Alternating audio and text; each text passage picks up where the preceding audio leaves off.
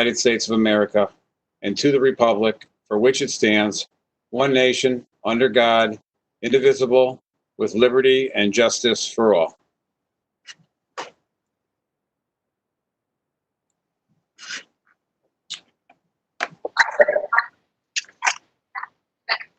Okay, Stacy, we're going to ask you to please take the roll.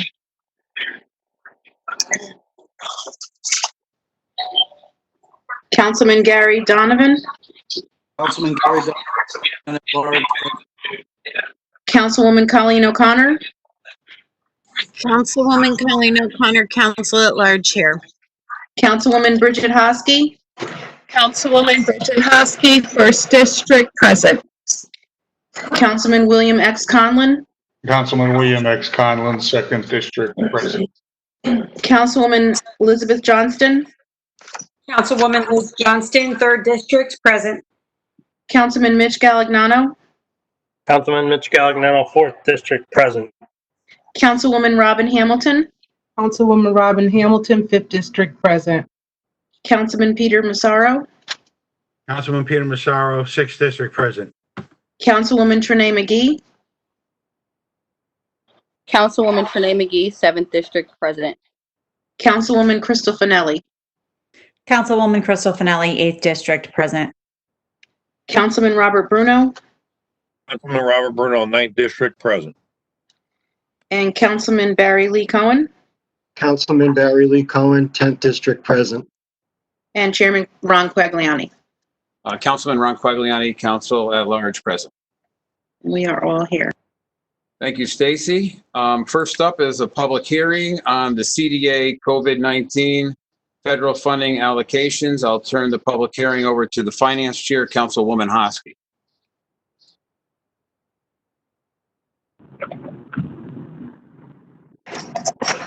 Thank you, Chairman. The time is now 7:26. And the public hearing is in session. We have 3 letters to be read into the record. To whom it may concern. It is Michelle Miller Petaway, 14 Savin Park, West Haven. Vertical Church Emergency Response COVID-19 program has been a point of contact and has been extremely involved with helping those within our communities serving the most vulnerable citizens during the COVID-19 pandemic. Vertical Church has been a major staple within our town, and their actions and efforts have been a blessing for so many who have fallen on hard times during the pandemic, providing non-perishable goods and food to feed their loved ones. My teenage daughter Brianna and I have volunteered with the above program and always find it rewarding to help others. Together, we have joined the response team at multiple locations in town to hand out food items. We have met great people within our community and the response team who work diligently organizing each event with detail with one common goal, giving back to help our fellow Westies. As a resident of West Haven, programs like the above are extremely important to serve our community. Considering the above and how Vertical Church serves our community, the denial of funds by the Community Development Administration to a city-owned building is extremely disappointing during these uncertain times. I would like to request that a distribution of funds be reconsidered and Vertical Church receive the repair funds as requested. The church, its member and volunteers have so much work to do to meet the needs of our community members. Thank you for your time and consideration. The next is by Carrie Malangoni, 40 Fenwick Street. To the West Haven City Council, it has been brought to my attention last week that the CDA has made a decision not to fund the project, also known as the Dream Center. I looked on the city website for the minutes, agendas, and anything relating to the CARES Act CDA committee and found nothing. In speaking with Mark Bisacchia, I was advised that the Dream Center did not fit the CARES Act funding criteria. When asked what the criteria was, I was advised by Mr. Bisacchia that the expectation of the COVID-19 effects could last 18 months up to 2 years, and that renovations to a building well exceeded that time frame. It was stated that it would have to fit within this time frame and not beyond the 2-year mark. I told Mr. Bisaccia that I beg to differ since I have been on the front line with all parties involved since March when the shelter in place started. Vertical Church, Public Works, and others have been on the front lines from the beginning, not only feeding families who were in need, but also the homeless that have been stationed at the Best Western. We had a problem with families struggling in our city before COVID, but the epidemic magnified it threefold times 100. Many of us sacrificed time, space, health, and safety to provide for the citizens of West Haven right from the parking lot of Vertical Church. The needs of the families in our city is not going to decrease or even go away within 18 months to 2 years. It will still be here. People lost their jobs, loved ones, businesses closing, magnified mental health issues, anxiety and fear, depression, and health issues in general. You cannot put a timeline on these issues. We as a city must support a project like this to support our citizens. It disheartens me that there is no transparency here. How can I, a citizen and former member of the CDA committee, review the CARES Act, review the groups that submitted for funding for comparison? If I heard correctly, this was the only project that did not get any funding. During my conversation with Mr. Bisaccia, I did acknowledge that I know how tough HUD can be on funding audits. My suggestion was to give a portion so the project can get started. I suggested that if you take the $250,000 and divide by 30 years using the straight line method of depreciation, the amount yearly would be $8,333.33. Multiplied by 2 years would total $16,666.66, which could be justifiable to the HUD requirements. I understand there are many other agencies who are in need of this funding, and I'm not looking to hold anything up, but we need this funding as well. Even a portion to get this project started, because time is of the essence for us as well. Anyone who begs to differ, I invite them to take a ride with me one Saturday, load my vehicle with groceries that the Vertical obtains, and ride along with me delivering groceries to these families who lost their jobs, suffer from mental health, and who are afraid to leave their homes due to COVID-19. Then maybe the understanding the importance of this project, the understanding the importance of this project truly is. I fully support the Dream Center project, even though I am not a member of the Vertical Church. I fully support in how they support our community and will stand by them in this project. I fully support Public Works for going above and beyond their job descriptions and their other commitments to the citizens of West Haven, and I will stand by them as well. Emergency meetings are allowed for cases like this, and I ask that the City Council, the Finance Committee, and the CDA reconsider the allocation of funds for the CARES Act and reconsider the Dream Center. Thank you, Carrie Malangoni. The next one is by Eric Negron, 183 Washington Avenue. Dear members of CDA, my name is Eric Negron, a concerned West Haven citizen and a new volunteer with the Vertical Church through this pandemic we are now facing. I would like to know, how is it that you have denied them the help that they have asked for to repair of a city-owned building that would further meet the needs of our citizens in these uncertain times? I can tell you firsthand how proud I am of the no-strings-attached work this church has done for their community. Nowadays, companies and organizations lend a helping hand, expecting something in return, and using the help provided as a recruiting tool. This organization has done nothing but step up and put the people of West Haven first during these challenging times. They sacrificed their own health to go out and set up food pickup points in the hardest hit areas in West Haven. No one has ever been denied food. My wife and I were able to see firsthand how this church was able to feed and help out so many people in need and the impact they've made in our community with their limited resources. Imagine how many more people they can help and how many more lives they can change with a facility dedicated to aid all those in need. COVID-19 set out to destroy everything in its way: health, lives, cities, families, beliefs, faith. Vertical Church and their courageous people helped restore many of those lost things and continue to do so. and can continue to do so with your help. Those are all our letters from the public. It is now 7:34, and your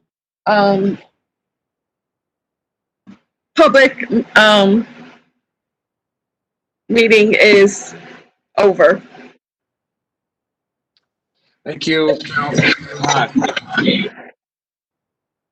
Now we'll turn to public session. Stacy, if we have any correspondence, you could read into the record. Yes, Mr. Chairman, we do. We have, our first letter here is from Stanley Heller on Norwalk Street. I'm making a public remark to you about Mubarak Salamane. On Wednesday, he would have been 20 years old. On June 10th, I and Caitlin Maloney and Carol Brown, on behalf of the West Haven Black Coalition, wrote to the West Haven Board of Police Commissioners via email. We asked these questions of the commissioners. To what extent were West Haven police officers involved in boxing in the car that Salamane was driving? Who were the officers involved? Did anyone at the scene attempt to get Trooper North to lower his service weapon and advise him not to fire? Was it a West Haven police officer who bashed in the passenger window after being told to do so by Trooper North? If so, who was the officer? Did he also shoot a taser at Salamane? If not, was it another West Haven officer? We know from the video that the windows of the car Salamane were driving were up. Was he also in a seatbelt? Why didn't the taser work? Had it been tested? Were other options considered to remove Mubarak from the car? Why not simply wait? Were any West Haven officers disciplined for their actions in the incident? Did any West Haven officers hear racial slurs by other officers or by state troopers? Have any of the West Haven officers involved been accused, disciplined for racial slurs or discrimination? Is it standard procedure to open fire with tasers and/or live ammunition if a suspect refuses to leave a car? As far as the West Haven Police Department is concerned, did its officers follow proper procedure in dealing with a suspect whose car was boxed in? Why have we not yet received any answers to any of the questions? And then we have a letter from Carmela Quinones. Good afternoon. I want to first thank the mayor's receptionist who took my call 2 weeks ago regarding the request for garbage can bin on Beach Street. Finally, a city worker by the name of Joe S. delivered the bin this past Saturday, June 20th, 2020, and was kind enough to share his personal stories of West Haven. I moved here to West Haven 8 years ago and fortunate enough to live by the beach, Beach Street, Savin Beach condominiums. Over a year ago, I took the initiative to assist with the cleanup of sidewalks and the beach. Fortunately, there are other neighbors who are willing to do the same. Last year, I met with Mr. Tom McCarthy and a group of gentlemen, and it was agreed that we would get some assistance with cutting the grass, pruning the trees, and cutting down the weeds along the steps that lead to the beach. Unfortunately, the agreement was not kept by the city. We, the residents, have rented, borrowed weed whackers and lawnmowers to get the job done. We have one more section to do to then work on the steps. Our mayor uses the word pristine to describe our beaches. Well, it takes work to make it look like that. The previous administration maintained the area, so I'm not sure what happened. I truly believe it's the community who needs to get involved, speaking volumes on how much we care.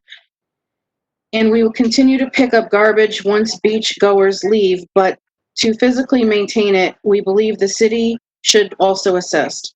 What's puzzling is how does Public Works pass by this section to then cut the grass area where construction is currently being done by the water plant, to then continue to cut the area by the boat ramp. You have a group of tax-paying residents who love where we live, showing people West Haven beaches are worth visiting. Why not meet us halfway? The only other section past the stairs, Anderson Street, may be too much to do manually, but again, anywhere we can help, we will be there. By the way, there is a section of the fence that is completely broken off, and that's the spot where cars stop to drop off their beach items, grills, etc. If the wood is supplied, we will do the repairs. We are looking forward to working with the West Haven Public Works and doing our part as an example for other West Haven residents and other local towns. And then our last letter is from Commissioner Christopher Suggs. And he said, I'd like to comment during the City Council public session tonight. I hope it's not too late. Christopher Suggs, 152 Terrace Avenue. Dear Chairman Quagliani and members of the City Council, I want to personally and publicly thank all of you for my unanimous approval to the Board of Police Commissioners. I do not take your approval for granted and will serve this commission to enhance not only our police department, but our city at large. I realize this responsibility is not for personal gain or ego. I respect the sacrifice you all make for the West Haven community, and I am humbled by your heartfelt words of support. After watching the video of your June 8th meeting, I was nearly speechless. I give you my word that I will serve you well. I cannot overlook Mayor Rossi and must also thank her for appointing me to this position. Never did I imagine that I would be a police commissioner. I am grateful for this opportunity. Mayor, I want to sincerely say thank you. I appreciate your time this evening, and I am excited to continue to work with you in the future. Sincerely, Commissioner Christopher Suggs. And that concludes our public comment for this evening, Mr. Chairman. Thank you, Stacy. Just two quick announcements before we enter into our regular council meeting. First off, I think it's important that the West Haven Health Department will be sponsoring a COVID pop-up testing site starting this Wednesday at the West Haven Green. It'll be Wednesday, Thursday, and Friday of this week, and Wednesday, Thursday, and Friday of next week. I believe the hours are on the city's website, but again, this is for any individual, whether they're symptomatic or asymptomatic, that would like to get tested, could come down to the West Haven Green during those times and get tested. It's a regular viral test, so it's a full test, so it'll be a 24-hour turnaround to get the results. Again, this starting this Wednesday at 9 a.m. on the West Haven Green. I also like to publicly acknowledge and thank the two West Haven police officers yesterday that selflessly entered the water off of Bradley Point to help a swimmer in distress. It was about 1 o'clock yesterday afternoon when they got a call that there appeared to be a swimmer about 100 yards out in distress. And the first police officer to the scene took off his gear and then jumped in the water and swam out and rescued the swimmer. And then another officer entered the water as well to assist that officer bring the swimmer safely to shore. So again, I just want to acknowledge that. Job well done, and a thank you on behalf of the West Haven City Council. So now we will enter into our regular council meeting. First up is the approval of the minutes of the June 4th Finance Committee special meeting. Do I have a motion? So moved. Motion to accept the minutes. Okay, Councilman Massaro and Councilman Cohen. Is there a second? Second, Councilwoman O'Connor, Councilwoman Johnston. Is there any discussion on those minutes? Seeing none, all in favor? Aye. Opposed? Abstentions? That motion carries. Now I'm looking for a motion for the approval of the minutes of our June 8th, 2020 council meeting. Is there a motion? Councilman, Motion to accept the minutes. is there a second by Councilman Cohen? Is there any discussion on those minutes? Seeing none, all in favor? Any opposed? And I will abstain. Stacey, I was not here at the last meeting. Those minutes are carried. Thank you. If the clerk could please pass out tonight's communications. Okay, we have communication A from CDA Manager Mark Besekia in regards to federal COVID-19 funding allocations being assigned to the Finance Committee, Chairwoman Hosky. We have communication B from Councilman Cohen in regards to renaming Hubbard Nature and Recreation Center being assigned to Public Lands Committee, Chairman Donovan. We have communication C from Mayor Nancy R. Rossi in regards to Regional Water Authority resolution, which is being assigned to Public Works Committee, Chairman Cohen. We have communication D from Finance Director Frank Seplinsky in regards to a transfer of funds for the library study being assigned to the Finance Committee, Chairwoman Hosky. We have before us communication E from Chief Joseph Perner in regards to animal shelter donations being assigned to the Finance Committee, Chairwoman Hosky.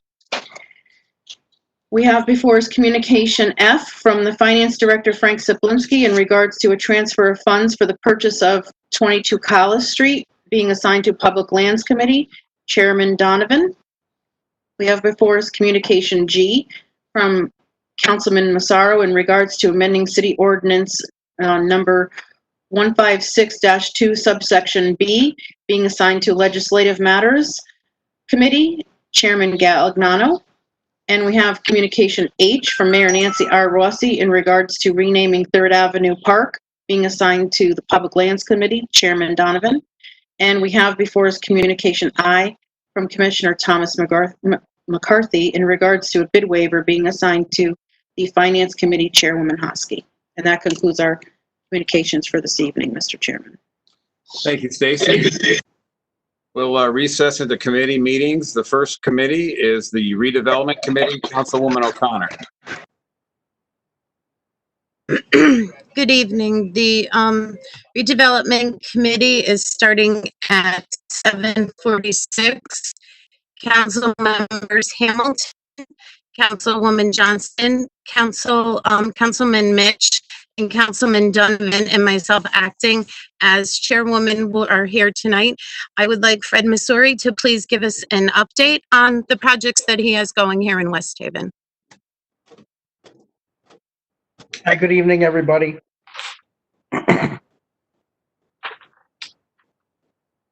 I spoke to Councilwoman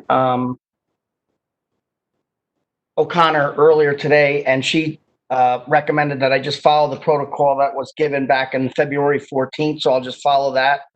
And then I also spoke to Councilman Donovan last week, and he gave me a couple of properties to, he mentioned that he would like to know about also. So I'll try to cover that also. And then I have Dave Colleen here also from my team to discuss anything. So I'll try to cover all that and keep it as short and sweet as possible. Obviously, with the COVID and the pandemic going on for the last several months, it has really changed the normal procedures that we've been working on at City Hall and how we do business in town. I'd like to credit the team that works with my several departments in their professionalism and coming in every day. We've been trying to do a business as normal, even though City Hall has been closed to the public. We have been still dealing with the general public in several capacities with the building department, taking on zoning compliance calls. We're going out and visiting with property owners. We're dealing with inquiries on various properties, applications. So credit to my team to continue to have business to the best of our capacity as usual, and also preparing the pipeline so then when we can have land use meetings either virtually, which will probably be happening soon, and then in-person meetings in a different format, maybe more limited once that protocol is set by our health director and CDC standards. We'll be prepared for that, but I'll give you an update on several areas around the city, and hopefully it'll address some of the questions you may have. First, in our downtown, since the pandemic had hit, it basically shut everything down, as you're all aware. It affected everybody until phase one was open, and then during phase one, It allowed certain businesses to open. Most notably was our restaurant businesses. We were fortunate that we were ahead of the curve. Last year, our Planning and Zoning Commission was proactive in having an outdoor regulation in place that gave the ability for administrationally approving a limited amount of seating, but still had the ability of allowing us to approve seating, which would not bog down businesses to have to go through the approval process of setting up, going through the Planning and Zoning Commission, which is very proactive. Now, the governor's order or executive order forego all that process, but I just wanted to let you know that we were already prepared for that if that wasn't given, or granted by the governor, that we were able to do that ahead of time. But with that being said, we've given out 15 outdoor applications, and that's really a team effort, working with our health department, our building department, to make sure that these businesses are in compliance with safety protocol for the residents that come out and utilize these facilities, and also the employees that are going back into the workforce, and also to the operators of the businesses. So we've been fortunate enough to see people coming back out and utilizing our restaurants. It's been slow and steady at first, but we've been seeing an increase over the last couple of weeks since they've been open. So far 15 applications on the outdoor applications, and now with phase 2, which allows partial indoor use of the sit-down area to a certain capacity also being utilized. I think that'll be helpful also to these restaurants to sustain operations, because many restaurants are being affected, and some of them will not reopen. And you probably heard about those in the social media realm. Also downtown, we're dealing with some applications in our regulations that are in the pipeline that'll be coming in. We have 291 Campbell Avenue, which is the former CJM's property. And that goes it's a 4-acre site that goes all the way to Washington Avenue. That'll be coming in front of our land use approval process. They are proposing a mixed-use development, 150 residential units with commercial, retail on the first floor along Campbell Avenue. Also, an extension of downtown, I want to say, on the other side of the tracks on Washington Avenue, the West Haven Lumber Yard has been expanding their operations and also repositioning some of their buildings. So there's been an ongoing effort by them to reposition their property as their property expands along Washington Avenue, Richards Place, and also First Avenue. On Ashburton Place, we approved a 16-room inn. That's along the Wells Fargo Bank, if you're familiar with that, by the post office.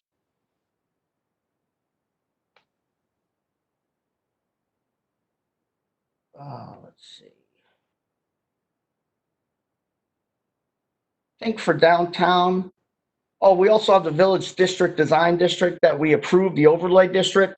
We are currently in the process internally of implementing how our departments oversee that. Our building department, when they get permits right now, before they issue the permits, they review the applications, and then if depending on what the work is being done on the 204 properties that are within the zone, they may go to zoning for review. And we have set up a architectural review committee made up of volunteers. We had put out an RFP. Dave, if you want to maybe give some update on how that process was set up. Sure. Earlier in the year, around January, we had circulated a press release and asking for architects that might be interested in helping to provide guidance in the Village District, which is one of its requirements. And we actually had 2 architects respond, and they have already participated pretty actively in the review of the Campbell Avenue application. Right. So that process will continue to go. The other thing I had worked with our assessor's office is that these properties, the field cards will actually be labeled with the designation of village design overlay, district overlay, so that it'll be easier for these properties to be identified for our internal team when they are reviewing any permit applications that do come in. And it'll just be a better way of communicating this to the property owners or the contractors that come in to do work, so that they could better prepare for that and then disseminate the information to the applicant when they're doing their permitting. So that's just more of a logistic issue that we're working on, but it's an important step of the process that we're working on with the assessor's office. The next thing to discuss is the Beach Street corridor and Captain Thomas Boulevard. Those two kind of go hand in hand. Those are two areas that are considered assets in our 2017 Plan of Conservation and Development, which is really an important guide that we use as our, vision, if you will, for the city for the next 10 years.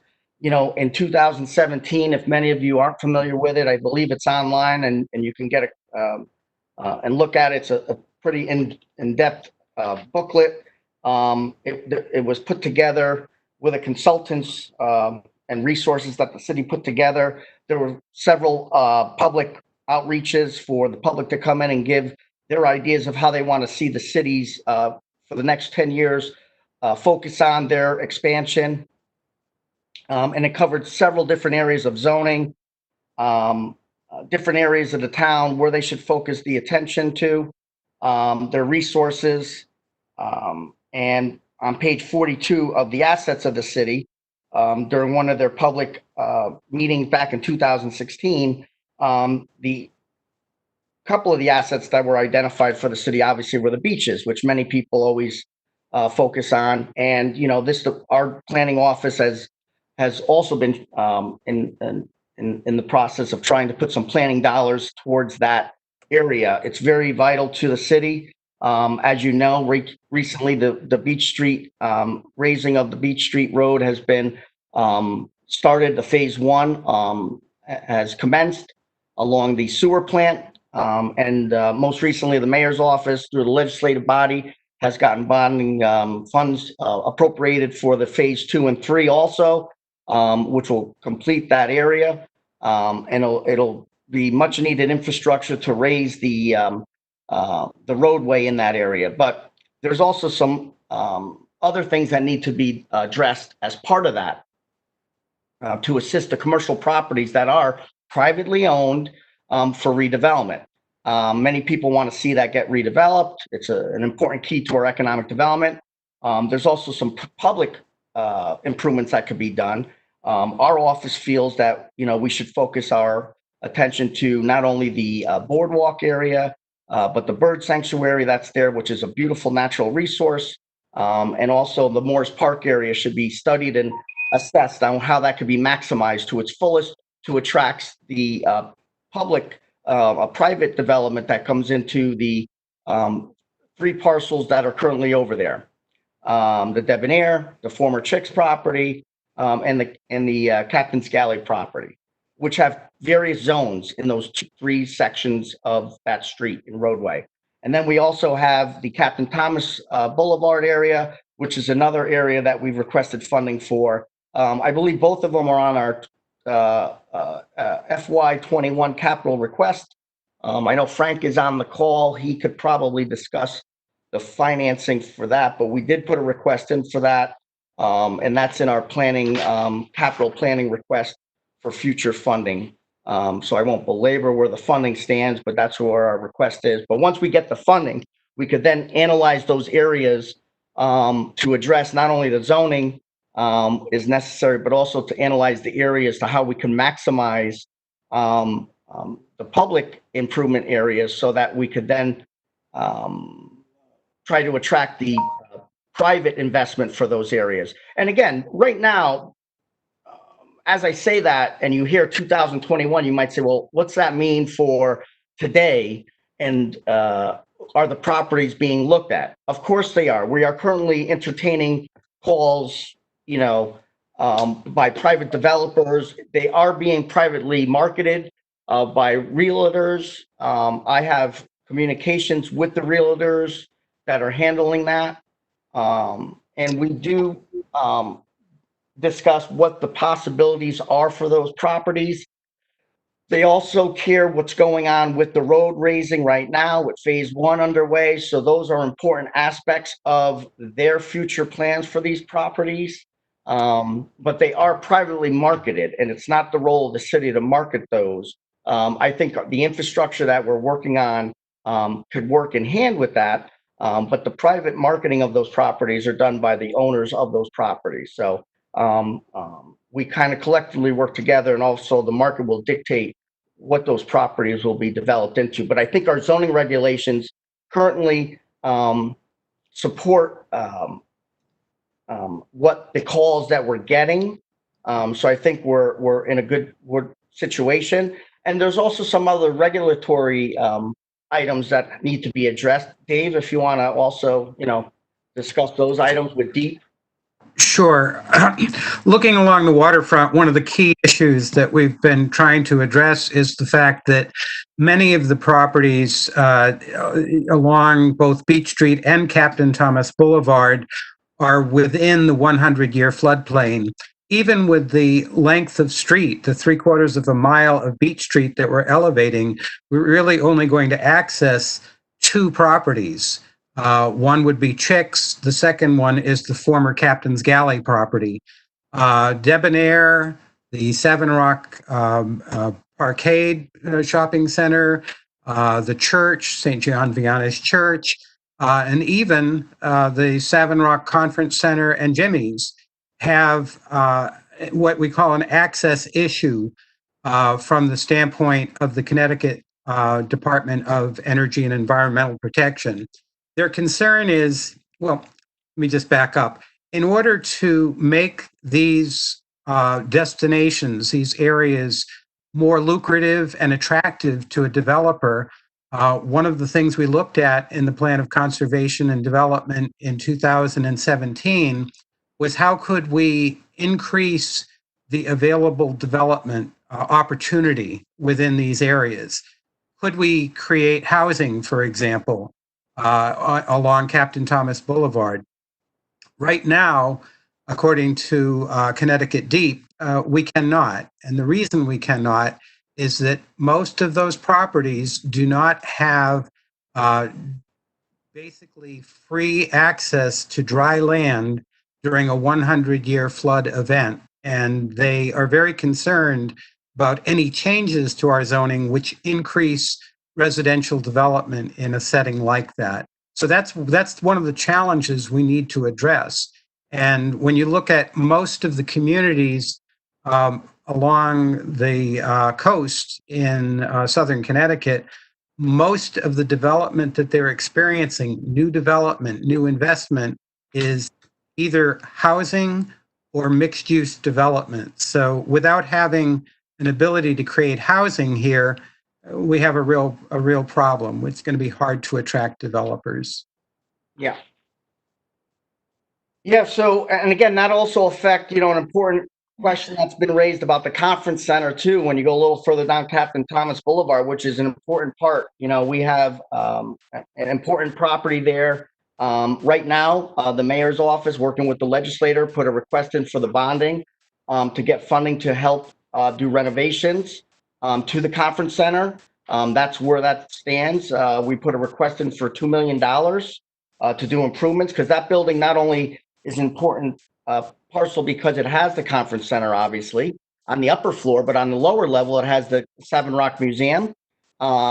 But if you look at the Plan of Conservation and Development, again, referencing that back in 2017, on page 82, they do reference it, and they talk about the sawmill, the Savin Rock Village.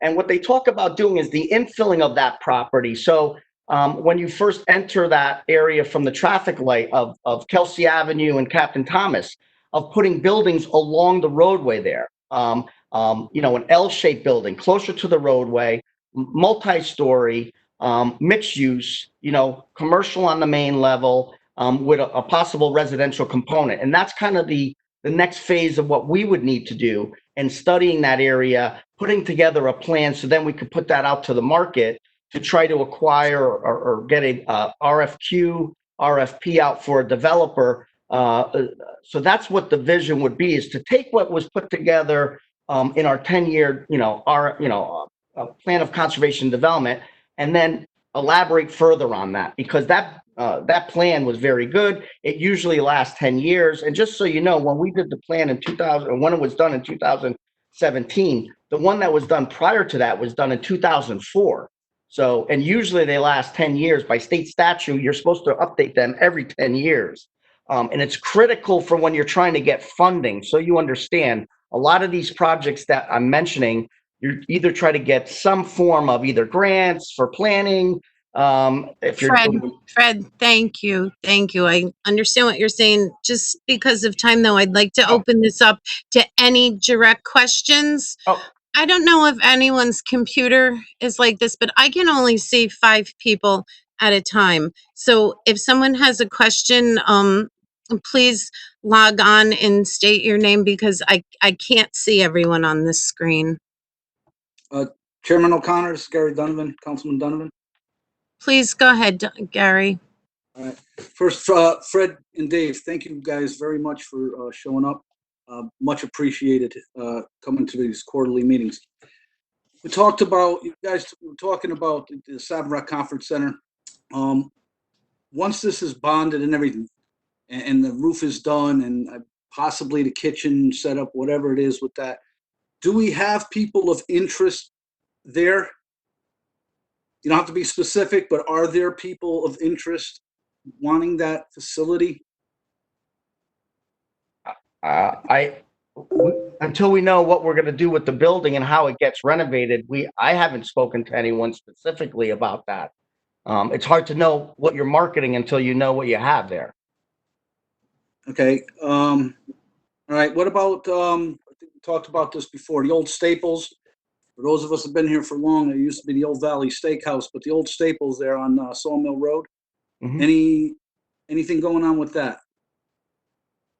Yes. As I had mentioned back in 2016 in my other capacity, we did have a hotel use that was interested and asked for a text change that was adopted, and then it was appealed by the abutting Best Western. So I just want to put that out there first and foremost for full disclosure. Currently, it's being marketed by the owner privately with another realtor. They do have interest. They're finishing up their due diligence, and they are going to be presenting something to an application to the city's land use departments soon. I probably would say within the next 45 to 60 days. Okay. The other part we were talking about, also, Fred, excuse me, Madam Chair, is that okay if it's like one question, but yep. A three-parter. The old ShopRite, I know we don't own that property. We are in dire need of another grocery store, especially up in that area. Yeah. What are we doing to entice businesses to come in? Even though we don't own the property, are we doing anything to entice them to come in? Yeah. Again, we are working with the property owners when they do have any type of interest to see if they need any type of zoning relief. When you say entice potential suitors for the property, again, being that it's privately being marketed, we are working with the property owners to maximize their investment there. Currently, though, the property owner is in talks with redeveloping that site into a mixed-use development. They currently are utilizing a large portion of the property. They have a temporary lease for the parking because there's construction going on at the University of New Haven. So they are using part of that property for that. The realtor that is marketing that property has had some talks with various smaller scale retail grocers, not to the size of what was there as ShopRite, for the smaller scale grocers. And then you still have, obviously, railroad salvage that's there. So, you know, until they've discussed different plans with the site, and the owners who privately own it have different ideas on how they want to redevelop the site. Okay, just, I got one more, basically, is that okay, Madam Chair? Yep. Yes, it is. We discussed it a little bit, Fred, I know you can't, but, vision, we talk about a vision and a plan. Can you give any kind of insight? I know there's other components to that, but what the vision of the Economic Development Department is and what their plan is? Yeah, and again, I think Dave could also assist on this since he was here longer than I have. But I mean, what we've been doing is implementing the Plan of Conservation and Development. I mean, you have a very good document there that was put together in 2017 that we're implementing. So we're in the process of doing that. We've had a lot of success over the last 2 years of implementing key things. I think there's things in the pipeline, Dave. We could talk about the complete streets, the bike pedestrian path, you know, where we are with the havens. I could even update you on that. I mean, all these things tied together with the TOD. So maybe harbor management plan. Anything you got, it would be. Sure. So if you look online on the Planning and Development page, there is a link to the Plan of Conservation and Development, which is equivalent to a master plan for a community. And that was completed with a great deal of public engagement. There were a number of workshops, and it's adopted officially by the Planning and Zoning Commission. That plan basically looked at 6 key areas in the city of West Haven. It looked at the waterfront. It looked at the downtown area, the center. It looked at the area around the train station. It looked at Allentown. It looked at Route 1. And it basically said each of those areas has specific needs to turn around. And the challenge is that the city can't obviously buy every piece of property, fix it up, and turn it around to be something else. So what we really have to do is to try to target improvements to these areas that help to create a climate for investment, reinvestment. And so what we have been doing, we've been working the last couple of years on the development of a neighborhood plan for Allentown, because we've seen a lot of new development in Allentown along Route 1, along Route 34.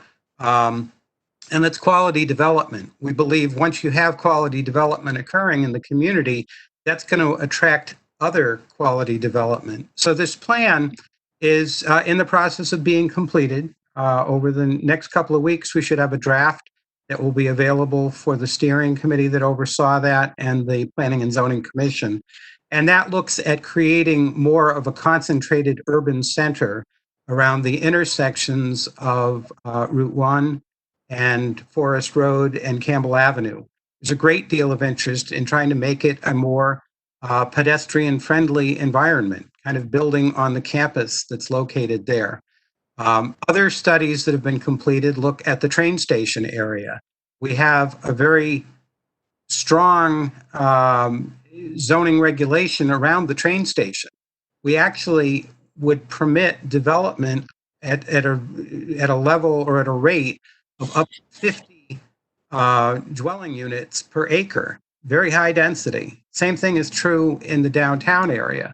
That allows, our zoning regulation allows up to 43 units to the acre. The reason that's important is that that's what can help to attract redevelopment into the community. So we have an option of creating investment in key areas. You can look at public improvements like road, street tree, infrastructure improvements of that nature. And how we're structuring that over the next year, we successfully managed to get the regional planning agency, Southern Connecticut Regional Council of Governments, to commit $50,000 over the last year to funding a citywide bicycle pedestrian plan. Now, some of us might say, bicycle pedestrian plan, what's that going to do for us? But if you look at many of the communities that are desirable communities where people are investing, you see bike lanes going in, you see Go up and watch your. crossing. So the bicycle pedestrian plan is about to begin. It will occur over the next year. We thought it was going to start in March, but I think with COVID, it really put a stall on that particular plan. And that will help guide what improvements can be made to our roadway to make it safer and more attractive for pedestrians to cross, and also to attract bikers in the community. So I think all of those, you try to create a sense of place, and that's, I think, what you can hope for, the best thing you can hope for through your planning efforts and through the investment of the funds that you commit to particular areas. And all in the intent of attracting new investment. I think that's really how you have to look at it. I appreciate that update. With all due respect, though, gentlemen, I get a lot of phone calls and a lot of emails and stuff about the train station, and they don't want housing.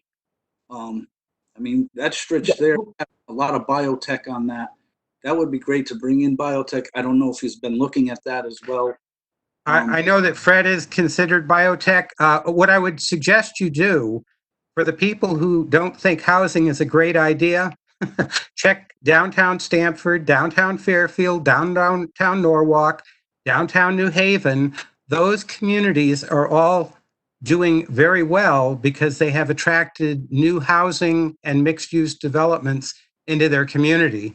That's just where the market is. So that's my observation. All right, I don't want to hold up any more time. Thank you very much. Sure. 1 second, Miss Councilman Cohen. Crystal, I think you had a question? Thanks. I mean, I think Gary kind of covered part of what I was going to ask, but just to follow up on, one thing he said about the housing, I do agree. I think when you go out and you talk to residents in West Haven, overwhelmingly, they do not want to see more housing. I mean, I do get in some areas, it maybe makes sense, but I would hesitate to say like every kind of new development we want to bring in is going to include housing with it. I think people really want to see restaurants. People always ask, why don't we get a brewery here? I mean, shops along the beach. Like, I think it needs to be, I understand what you're saying, that studies have shown those areas that include the mixed media and the housing have attracted other businesses. But I don't think only housing should be our focus. I think we really also need to be bringing in, other businesses as well. I mean, and that's really what the residents want.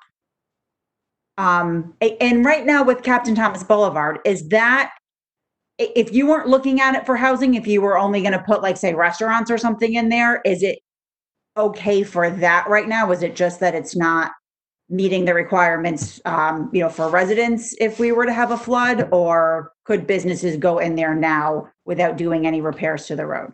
Businesses are generally acceptable in the floodplain because DEEP recognizes that usually when a flood event occurs, businesses are the first ones to exit. It's when you get residents there that they get concerned because people don't want to leave their homes in a flood. Yeah. And nobody's stopping someone to go to Chick's right now, put a restaurant in, or at Captain's Galley. The market has dictated that is not feasible. I mean, are we doing anything though to attract businesses? I mean, is there something concrete? Like, is there something that by the end of this year is going in, or something concrete that has been done to bring in more businesses? When you say more businesses, you're saying that doesn't have a housing component, or we're getting ready to start the demolition of the Havens. So that project is moving forward, but that's not, Is that it though? There's nothing else in the works that is just, that is not residential, that's solely business? We have an application pending for a new car wash facility on First Avenue. And we also had a meeting today with an applicant who plans to bring in a Cumberland Farms application on the site of the former gold medal factory on the Post Road. So those are two examples of new developments that are coming in. Yeah. It helps. Were those as a result of anything that this department has done, or is that just like those people came to the city and were interested in opening up a business here? We've assisted them in preparing their application. All right, thank you. Too, right? Councilwoman O'Connor, can I ask a question? Yes, you can, but 1 second, because Barry has a question first, then, Robert has one, and then you. Everyone's been asking me. So, Barry, Councilman Cohen, you're next. Thank you, Madam Chair. Fred and David, thank you so much for coming again this evening. I'll be very straightforward with both of you and the rest of the council. My expectations for this evening is that you gave a very thorough and lengthy discussion last quarter on your vision and some of the areas you were working on. Those basically the 6 areas that were largely outlined on your correspondence that you sent to Chairman Quagliani. And my expectation for this meeting really was to find out specific progress reports. So in terms of when I mean progress reports, getting beyond the vision, getting beyond the mission, getting beyond what we have done and where we are at. Based on what I've heard so far this evening, I just want to make sure. I think you guys started out very positive with the downtown, because what I basically heard is that it looks like there is something that will go on at CJM's, the expansion of West Haven Lumber, a new inn going in over there by Wells Fargo, a car wash, which was just added, I guess that's in the center of town. And then as we got to the other 5 areas, it started getting a little bit thin. In terms of the Boston Post Road, I understand that they're still looking at something near the Best Western, near Staples. But beyond that, and also, I'm sorry, the Cumberland Farms that you mentioned last time. Am I missing anything? Because honestly, the Beach Street and Captain Thomas Boulevard, I do understand the challenges, and I think you guys have been very, very forthright with us, given the limitations of the areas. At the same time, though, nothing really has seemed to move there on Beach Street. Perhaps the raising of the street might help with that, or so's the hope. But I've really seen no progress there in terms of economic progress whatsoever. And at housing, you've already named the limitations there. In terms of the Sawmill Road corridor beyond Staples, there was nothing else there. And I guess I'm most concerned with the Post Road corridor beyond the Allentown area. We have a basic ghost town as soon as you leave Orange, right down to the traffic light of Allentown. So I have not seen anything there.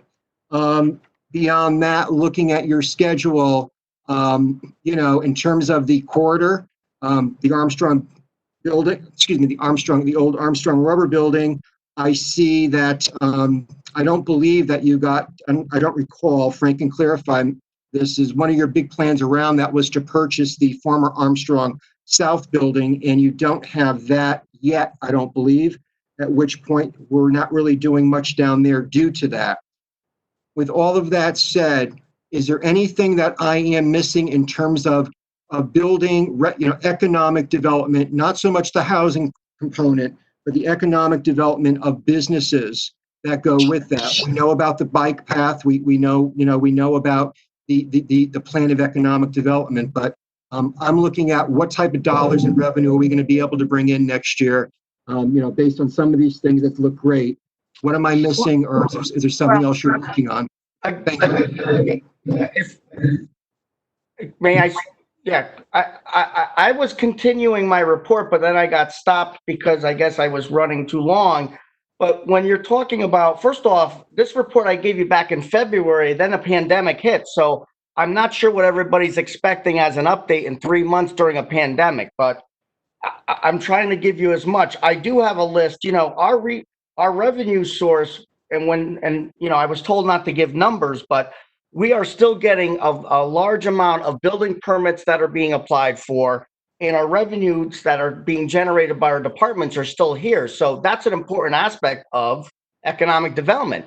There's still investment coming into the city. So when you are categorizing that West Haven, what are you doing to bring business into the city? Well, I respectfully disagree. We are making a climate that people are investing. They're improving their properties, and that's an important part of economic development. Some of the larger scale things that we're talking about takes time, and it takes resources by the city. If we're not going to put money into these projects and put dollars into it and planning dollars, I don't know how you expect to get the return of your investment. Fred, I'm not disagreeing with you. With all due respect, because I'm now feeling a sense that some of you are expecting, well, you want Fred Masori to go pull a business and come into town? And I mean, that's the question that it sounds like you're asking about, but you know, I'm trying to give you kind of the environment that our departments are working on. I can tell you that the Parkview is getting ready to finalize our COs. That's a $45 million investment between both properties there. And we should be very excited about that property and project in Allentown. Fred, I'm going to stop you for a moment. Excuse me. The reason why I brought it up is that you were started out on a very good note with downtown, and then you were stopped in the Sawmill Road corridor. You picked up some of that. And so you didn't. So I'd like you to finish because I want to make sure that I've gotten all the information. Well, I'm not disagreeing with you on quality of life or permits. What I'm trying to get across is what are the projects that are on the books? Okay. I was going to continue with the rest of the city, though. I was trying to not just focus on the beach. I was just working my way up the city. So, but I also wanted to try to, you know, cover everything. But to go quickly, UNH is also an important asset of the city, and I want to just let you know there's several projects there that are either in the process of almost being completed or completed. So the Buckman Enabling Project, utility building, the Bergami Hall and new building are in the final stages of completion. One Care Lane is at phase 1, and the center core section of that project is underway. Charger Gym has a second floor renovation, and the police station has renovations.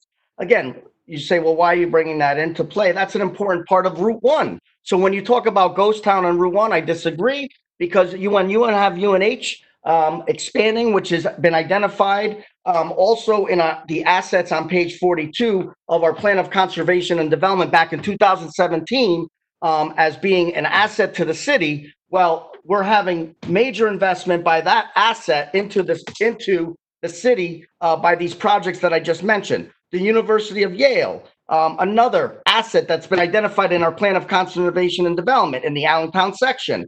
693, 697 Forest Road. They're putting a brand new maintenance building. 250 for Derby Avenue. They're doing a major renovation to the stadium, to the facade and restrooms. Again, another major asset to the city, and they're doing renovations. They're bringing revenue to the city by putting these investments into the city. This adds to other private investment that wants to be in and around this area because they want to be close to these amenities that are close by to what's being created by that investment. So you'll see the housing stock get improved and you'll see assets coming into that. So again, I'm just mentioning that. Derby Avenue, we have a mobile gas station that'll be getting fully renovated there, which is currently just a small gas station with no convenience store. That'll be getting fully renovated. It has its approvals in place. DOT was delaying the project. That's the one that's at the intersection there of Route 34 in front of the Krausers. So that's a new project, if you will. It's got full approvals in place. Yale West has a partial roof and above ground tank replacement. So you have 400 Morgan Lane. Again, Yale West is doing improvements to their property. That's bringing revenue to the city. When you have those type of improvements, you have the employees that work at those facilities coming and hopefully living in West Haven and improving the housing stock that's there. One of the recommendations in the POCD is expanding home ownership in the city. Well, again, that's important. But when people say they don't want to see housing into the city or new housing stock, I do disagree because we do need to diversify our housing stock, and we do need to put a new housing stock in the city. New housing stock will bring a new demand for different people to want to invest into the city. So you do have to look at that consideration. 190 Frontage Avenue. Okay, that's the former Sears building, which that's a 130,000 square foot building. You're finalizing 2 tenants to take that building. At one time, we did have Amazon looking at that building. Unfortunately, that fell apart, that deal with the owner. But you have the gas company taking a majority of the building. And you have American Freight taking the rest of the building. So you'll have a fully occupied building there. What's also going on Front Avenue, which is exciting, that we're finishing up the final design plans for the bike pedestrian plan from the train station all the way to Yale West. So you'll be seeing that plan. I know some of you attended the meeting. I believe it was last October, maybe it was. There was a public hearing that our engineering department offered. So but those plans are in the final stages, and then hopefully we can then start the construction of that, which will be, again, sidewalks and bicycle path from the train station all the way to Yale West on Morgan Lane. Enthone on 350 Frontage Road. They're going to be doing an additional storage facility for materials. So they're going to be expanding. Again, that's a world-class company. I think, Barry, you worked for them. Yeah, you know them. They're expanding on site. So that's another important element to the city to stay in town, and they're expanding. 202 Forest Road. They're demolishing that building that was on that corner, which was a small little retail building, and they're doing a mixed-use development. 2 apartments on the upper floor and 1 commercial building on the first floor. That's important. I know Councilwoman Finelli wasn't happy about hearing about residential, but Excuse me, Fred, just so I can close, because I know there's other people that have questions. I want to, yeah. What I would request, if it's fine, if it's okay with Chairwoman O'Connor, is, and I talked to her separately about this, is you put together a very comprehensive document for Chairman Quagliani, and everything you're saying is wonderful, and I wanted to give you a chance to speak because you started out strong, like I said, and then things just kind of fizzled. Can you simply just give us, for each one of those 6 sections, the bulleted points of those initiatives? Yep. That's it, just some bulleted points, because honestly, it's just a question of, I look at this being, hey, we know everyone's working hard. We know there was a pandemic. We also realize that in 3 months, you just listed a whole bunch of stuff that you didn't list last time. I just want to make sure where we're on, because you know what you put together last time wasn't a vision, it was a working plan. It was a working document. So I'd like to see that document simply updated, not with paragraphs and paragraphs, just bulleted points. Since this last 3 months, these are the things that I've done. And I've listed as many as I could, but I know you started talking faster. So I'm going to end it there. I would hope you can send back that document. I'm just doing it. Yeah. I'm just saying, I appreciate it, Fred, and I appreciate it, David. I'm just trying yeah. All right. Is that it, Councilman Cohen? All right. I know Councilman Bruno also has a question. Thank you, Colleen. Mr. Masori, can you provide the council with a list of economic development projects you have in the works and provide the dates in which they started?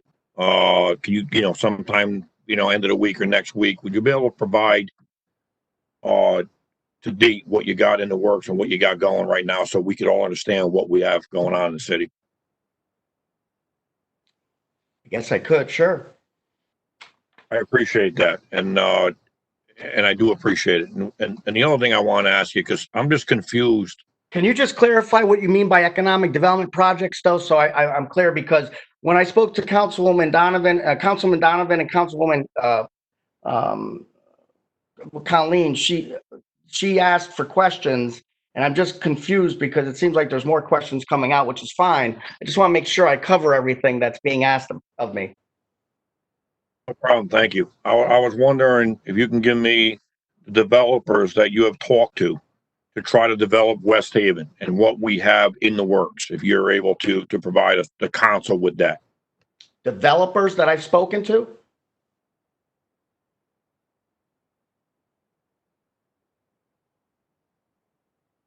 If I could chime in here 1 minute, Councilwoman O'Connor. So as I would love to have you chime in if it's the same thing, but I know Councilwoman Johnston's been waiting rather patiently. No, we could continue the conversation. I'm just asking for the clerk to keep a running list of the items that are requested by the council members, and we'll follow up the request in writing, Fred, so you don't have to worry about taking notes. Okay, thank you. Awesome, thank you. Appreciate it. Councilman Bruno, did you have anything else?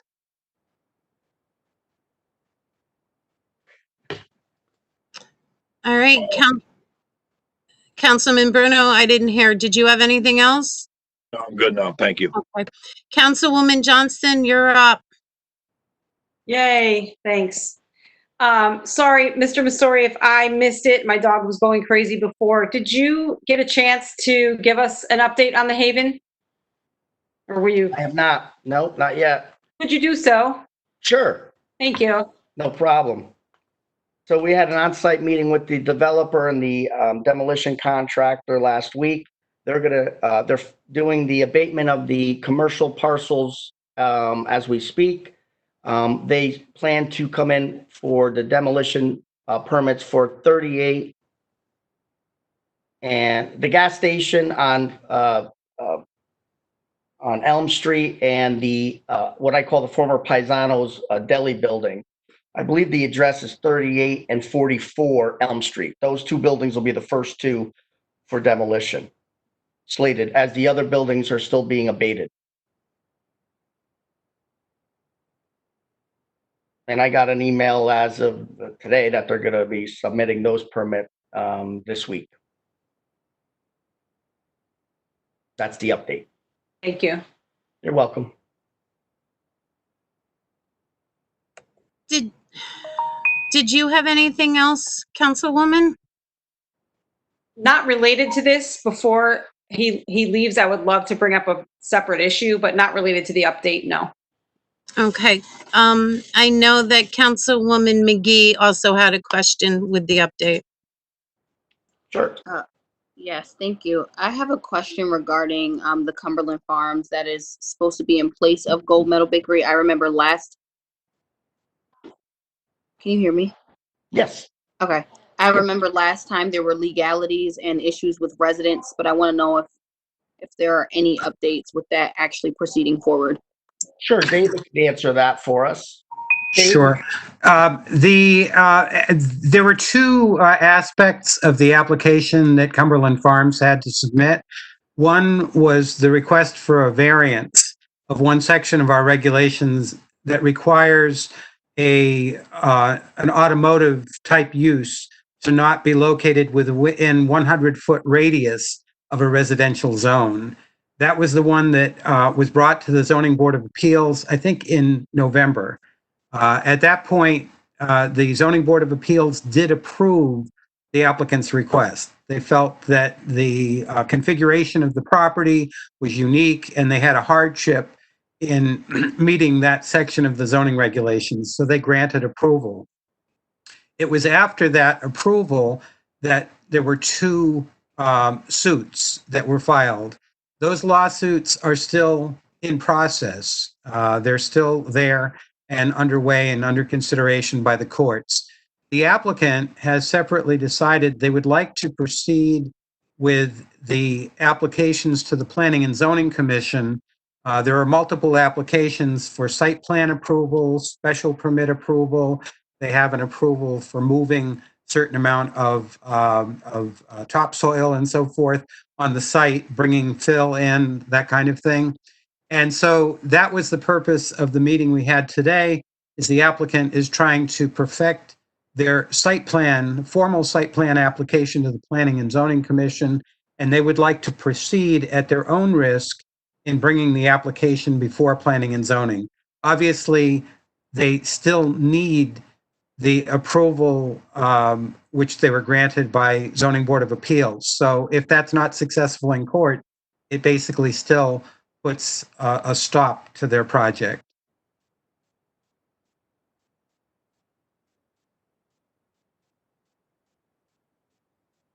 Does that answer the question? Thanks, David.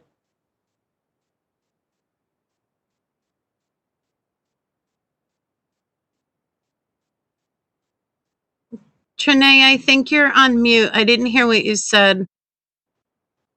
Yes, thank you. That's all. Thank you. Councilman Donovan, I think you had one more question. No, it was more of a remark is guys, we appreciate you taking your time to come out here and facing the council and stuff. You know, we'll catch you on the next quarter, right, in September, but I do appreciate you coming out. At this time, Chairman Quagliani, I'd like to call a caucus. Well, I don't think we're done yet, Gary. I don't think everybody has had an opportunity to ask questions. So why don't we finish that and see where it goes, all right? All right, thank you. All right. Is there anybody else that has questions for Fred or Dave? Yes, Councilwoman Johnston. Thank you. Mr. Masori, I was hoping we could get your help. Sure. It's a public health and safety issue really at this point. I know you were copied on an email just probably today, I think, about an Airbnb property. And I think it's part of a larger conversation about how the city is enforcing its ordinances with property owners. But this in particular address, it's 19 April Street. They are in violation of several of the city's ordinances. It's a property that's seems to be solely rented out for parties, like nightly rentals. The neighbors have been calling me since early June about fireworks and other illegal activities, kids from Quinnipiac getting bussed in for parties. And I found the ad on Airbnb. They are renting it for $921 a night. They're advertising it for 16 plus guests, 5 bedrooms, 10 beds. So obviously they're in violation of not only, the 7-day rental, but the more than 4 unrelated adults. Plus, they've been a real nuisance in the neighborhood, again, with the fireworks, with drunken, disorderly stuff, parking. The police have been called. I don't know how to help this woman who continues to be upset because she can't sleep at night. Her dogs are freaking out from the fireworks. Is there a plan? Is there a way that those rules get enforced? And so I guess it's really a two-pronged question. One, what can we do to help this neighborhood right now? And two, what is the plan in general for enforcing that? I can look into this property. I know that there has been past complaints about it, and I passed it along. I believe last week I had a complaint regarding a different complaint, not an Airbnb complaint though. So I did pass it along to my staff, so I can follow up on that.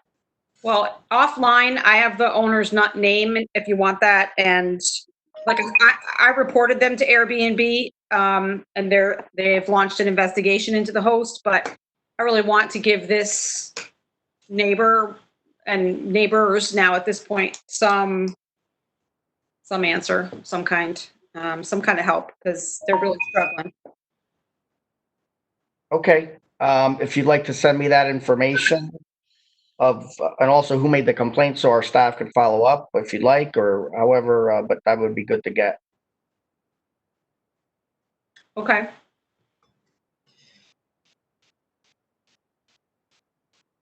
Do you have anything else, Councilwoman Johnston? I guess, Mr. Masori, if you would be open later to just maybe a larger conversation about, I don't know, maybe a few different factions of the city talking about how we could enforce that in general. I don't know. That's really my only other request, is that we talk about that at some other point as well. The Airbnb? The short-term rentals that are, Sure. I mean, I know that the Planning and Zoning Commission, when they adopted the regulation last year, kind of was very thorough about it, but obviously we can have a discussion and it may, be something that we could bring back in front of that commission. Right. Maybe some modifications could be looked at or collectively with, if there's been several calls. I'm not sure about any other complaints that have gone into the police department from any neighbors that have complained from that. I mean, I haven't heard any of them. And Dave, have you had any? Yeah, I think the difficulty with Airbnb is sometimes it's hard to detect it's there. And I know Chairman Quagliani was instrumental in helping to bring this issue before the Planning and Zoning Commission last year. We did look at what other communities were doing in regulating Airbnb, and we came up with what we thought was it's almost a simple way of trying to regulate them, but what it requires is obviously compliance on the part of property owners. We have some guidelines and standards set up. Now, when we have violators like the one you're talking about, I live not far from 19 April Street. I know the property. I know there are other issues at the boat ramp too that are creating some of that problem, the fireworks and the loud noises. We have to follow up on them. Some of them are zoning issues, and some of them are police issues. And we just have to do the best we can once we identify them to enforce the regulation. So this was the first I heard about it today. So I'm sure our zoning officer will be following up, and we'll be doing our best to bring them into compliance. It's difficult when you get a property like 19 April Street. It's such a large property, and the owners have obviously been trying for years to either sell it at a large cost. For those of you who aren't familiar with the property, it's on the waterfront. It's overlooking New Haven Harbor. And, when you get a property like that, somebody either wants to sell it or they want to maximize its use. In this case, it sounds like they have found ways of maximizing it using Airbnb. And I've seen it in my own neighborhood as well. I've got a neighbor who is doing the same thing, and it's sometimes hard to control, but at least we do have some tools to try to manage it. Right. And especially now with the pandemic, people are strapped for cash, and they're trying to get desperate with ways of trying to produce revenue for themselves. And it just makes $121 a night. I don't think he's strapped for cash, but they're also, Oh no. Speaking of a pandemic, I mean, they're having huge parties. That is a police issue. They're having literally students from Quinnipiac bust in on a Quinnipiac bus. I mean, and I just don't think those, we do know about this property now, and something should be done. I mean, it's not a matter of identifying it. It's advertised as sleeping 16 guests. So, right. Yeah. So thank you for your help. I will forward you all the correspondence I have been dealing with. Okay. Thank you. Thank you, Councilwoman. Does anybody else have any other questions? Going twice? I do, Councilman Quagliani. Please go ahead. Thank you. So Dave, maybe you could, I think it's twofold. First of all, congratulations on your impending retirement. It's definitely a loss to the city, but congratulations on a successful career, that's for sure. I want to kind of take that one step further on what those tools are and what the timelines are, because I really, for someone that has to listen to this day in and day out every single night, I think what the explanation we got for this resident's not gonna suffice. So what can we do? We know that there are active violations there. Who enforces those violations? Would it be the code enforcement officer that would visit the house, or how does that work? Generally, it would be the zoning enforcement officer looking at issues like the number of individuals staying in the unit, the number of nights for which it's available. The basic requirement of our Airbnb regulation is that they need to go before the Zoning Board of Appeals for approval of a special use exception. So we know that's not happened. So right off the get-go, they're in violation of the regulation if they don't get approval from the Zoning Board of Appeals. Part of the reason we set that process up is that we figured it would be an opportunity to notify neighbors of a subject property that the owner was interested in pursuing Airbnb, notify the neighbors, and they'd have an opportunity to come to a public hearing and vocalize any concerns they might have about the operation of that Airbnb, the parking that would go along with it, and that kind of thing. So, I mean, basically, it's the length of stay, as Councilman Johnston touched on, the number of occupants, and the approval process for creating it, as well as the parking that's required for it. Right. So the CEO goes out there tomorrow. They see that there's 10 beds in the house, clearly over capacity. What's the next step? They'd be notified of violation and told that they have to cease and desist. Generally, they're given a length of time. It's usually 10 days to comply. If they don't comply, then it usually gets turned over to the Corporation Counsel's office for further legal action. So can we start that process tomorrow? I think we can certainly let. As I mentioned, there was a complaint last week that was not an Airbnb complaint for this property. I need to follow up to find out what occurred with that complaint. So, which we will. Can I continue, Councilwoman O'Connor, for one more? It's related. Yes, please do. Attorney Tiernan, are you on the line?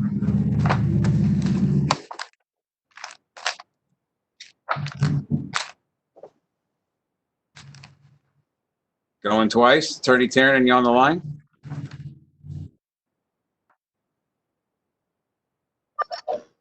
Sometimes I know they have problems muting, Mr. Chairman. Which caller he is.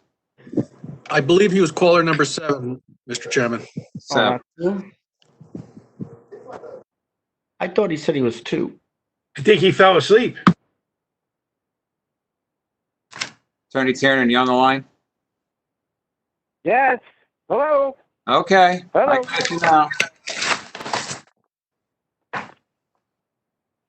I don't know if you've heard the conversation, but again, Dave had mentioned that after they go there and they find a violation, they give them a notice to quit, and then maybe they don't quit, it goes to your office. What tools does your office have that could help handle this situation?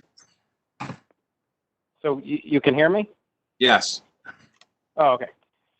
Well, it sounds like this is, I mean, we've been alerted to other B&B issues that have created other problems such as parking or whatever. So we don't actually have to approach this. We will approach this as a violation issue, which you pull the ad and you do an inspection.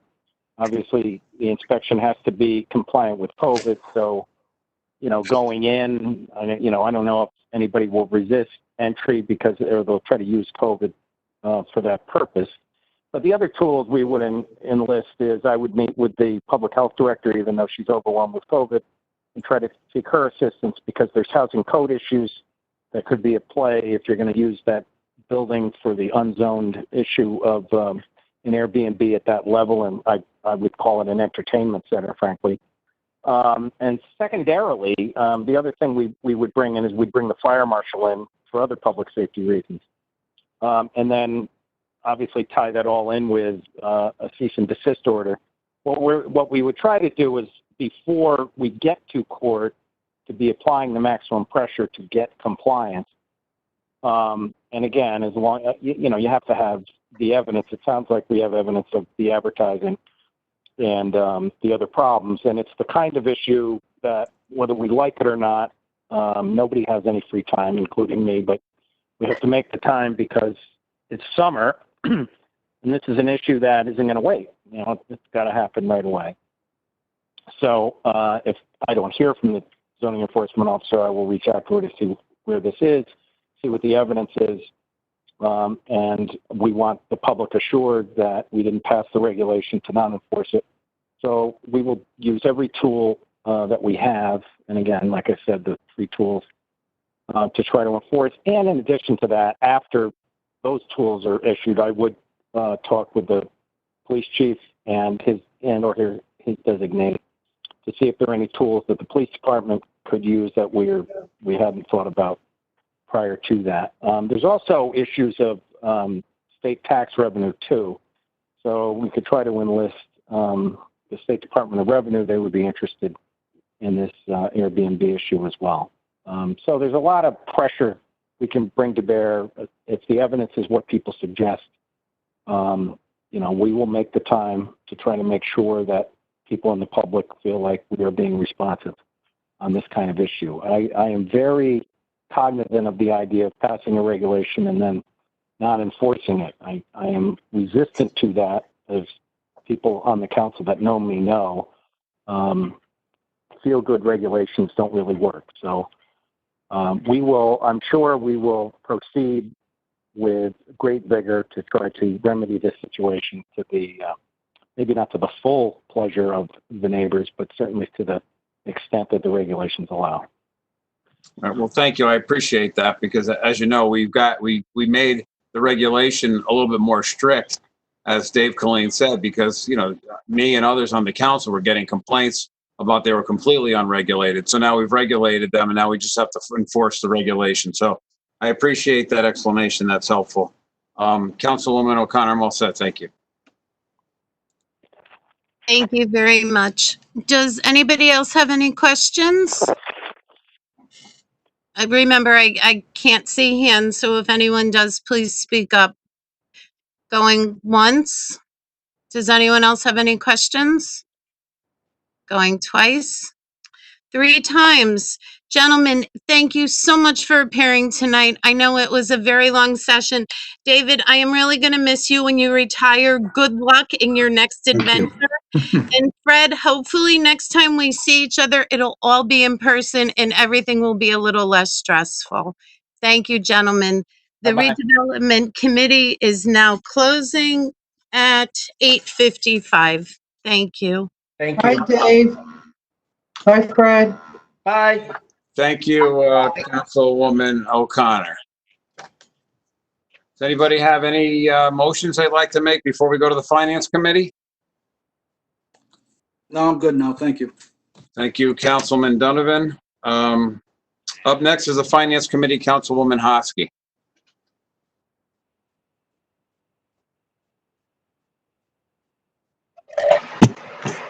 Thank you. The time is now 8:56 and your committee on finance is in session.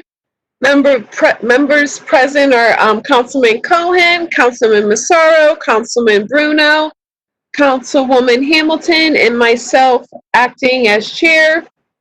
We have before us this evening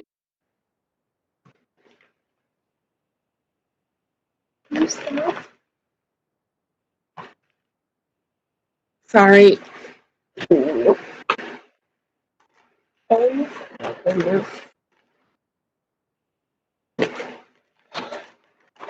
Communication A from CDA Manager Mark Basaki in regards to federal COVID-19 funding. I am looking for a motion to approve. To open to discussion. Councilwoman Hamilton, have a second. Councilman Massaro. I do want to open this up to the entire council as a whole, if that's okay, Chairman Pagliani, for discussion. Okay. Does anybody have any questions? Councilman Bruno? Is Mark still on? Yes, Madam Chair. I'd like to make a motion to bring out. We're just open for discussion right now. If anyone has any questions, I'm sorry, my mistake. This is just in case anyone had any questions for Mark. Councilman. Hi, Mark. Hello, how are you? Can you hear me? Yes, and thank you for being patient. Mark, I just want to know, I know that you and I discussed it before, but can you just explain to the council how you market Like when funds come up from HUD, how are they marketed? Like what tools are used?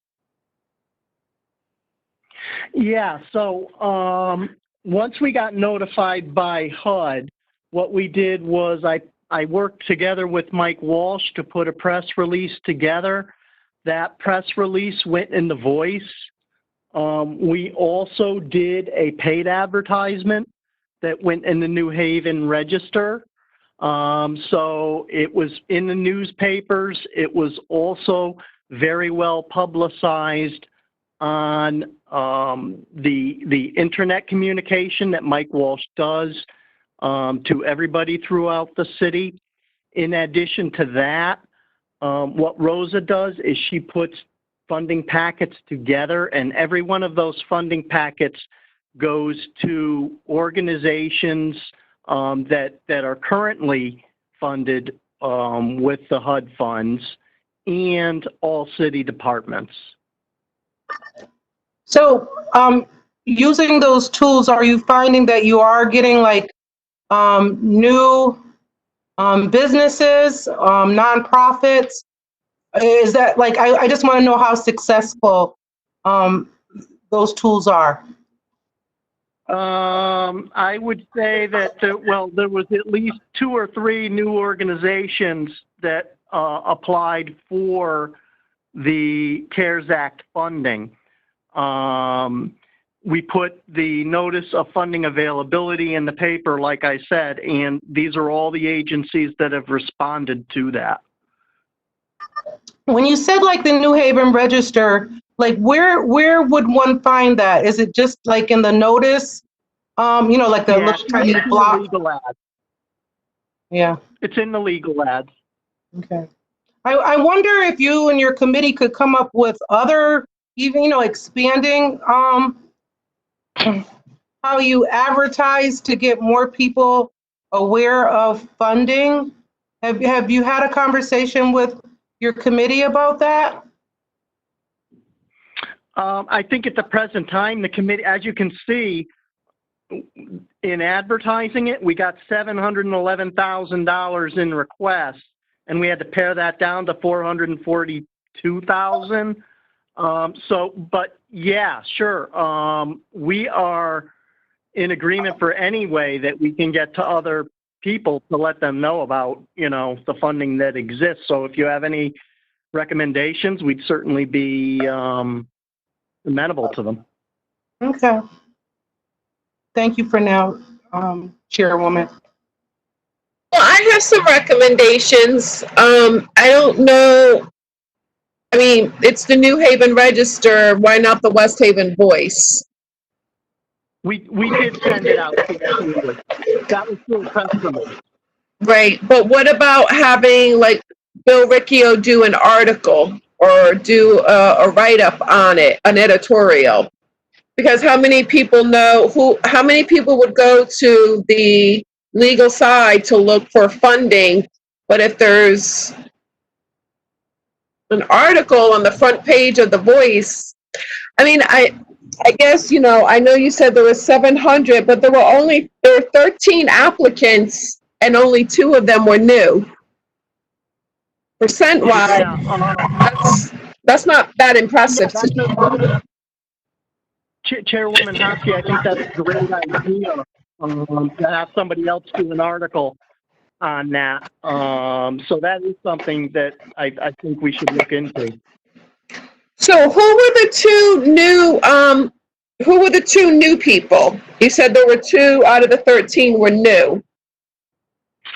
The library is new, and the West Haven Recreation Department is new, and the Public Works one was new. So there's actually 3. Well, actually, the Health Department was new too, because we had to actually, it was mandated by HUD that we coordinate with the Health Department. So it was an integral part, the Health Department was an integral part of the overall process. Right. So those are all city they're all, they're all related to the city, so they're not really like outside organizations. It seems, it's all kind of like all the cousins got it. All the cousins apply. They kind of do As you know, we live in a distressed city, so Yeah. it's important that we try to get the money into the city. No, I'm not saying it's not. What I'm saying is it's really not new organizations. It's just different departments inside the city. I was just saying that I'm thinking the Chamber of Commerce never got money before. No, they've never applied for money before. Oh. All right. Are there any other questions for Councilman Massaro? Thank you, Madam Chair. Mark, I got one question. This petition you're building, how are you? This petition you're building, $10,300. What was it made out of? Can I ask that simple question? Yeah. It's much more than just a laminate barrier. It's going to be constructed similar to that which the tax office has. So that right when you enter CDA, there's going to be a cabinet along the bottom, and then you'll have a swinging door, and then the laminate partition is going to be built on top of the cabinet because there's nothing to put the laminate partition on at the present point in time. Yeah, Mark, how many people you get in there? You don't get that many people in that office. We actually have over 100 people that are rehab clients currently, and they are making repayments on the loans. So many of those people do come into the CDA office to make their payments. Additionally to that, we have many clients coming in to pick up the packets for down payment administration, handicap ramps, rehab activities, and so on and so forth. So there is quite a bit of activity when COVID is not here of people coming in and out of the office. Okay, thanks. Anyone else have any questions? Councilwoman Finelli? I just have a question about the amount of people that you get into the office, and if it would be possible to have people schedule appointments to come in to pick up the necessary documents or to make payments. We certainly could. That puts an additional limitation on people when they have very busy lives and so on and so forth. You know, many of these people, they have several children, they're trying to take care of them. It's all low to moderate income people that we try to service. So, you know, you can imagine, you know, you want to have as much access available to that population as you can. All right, thank you.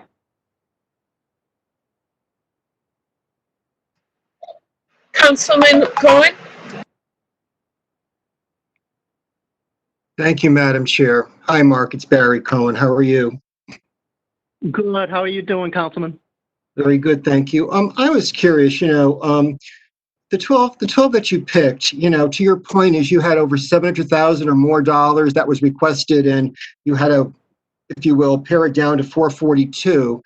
And, and I have to ask, and not because all these are worthy causes, it comes down to the thought processes of choosing these particular organizations and the amounts that are given, while also seeing from my own perspective, my rudimentary perspective, some of the really overlap, and it's like, for instance, and again, I'm not picking on it, but I'm trying to understand it, Mark.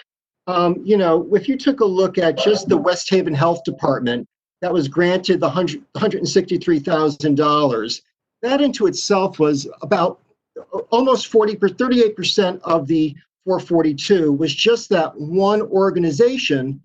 And they're asking for, obviously, part-time educators, interns, et cetera, as described. And then I see the CDA community educator reading that description, at least my interpretation of that description, compared to some of the educator descriptions, is another $21,000 where, I'm just going to say this. when I looked at this, my first time being on the council and reading everything, I thought, are we an employment agency, or are we supposed to be giving funds out directly where we can during COVID, where it counts?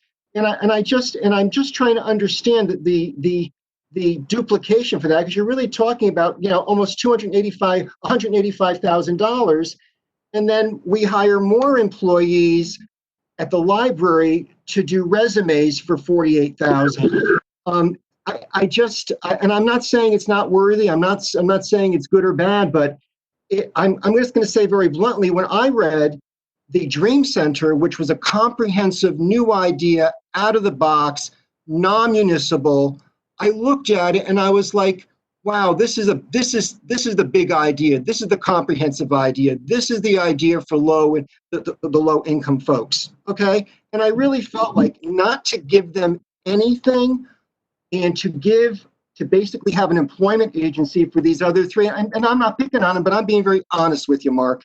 And they all do good work. But I needed to understand, when I read I'm going to call it the meeting minutes on the explanation of the concern for the Dream Center, I don't understand the concern, because honestly, Mark, I kind of felt like it was a different litmus test. Like there was concern about, who's gonna know the people that they hire for counselors are going to be, up to par. I mean, really, you didn't. I don't know. I don't see many minutes. I mean, I did not see any type of rating scale in terms of, okay, these are the 12 or 13. You had these type of criteria.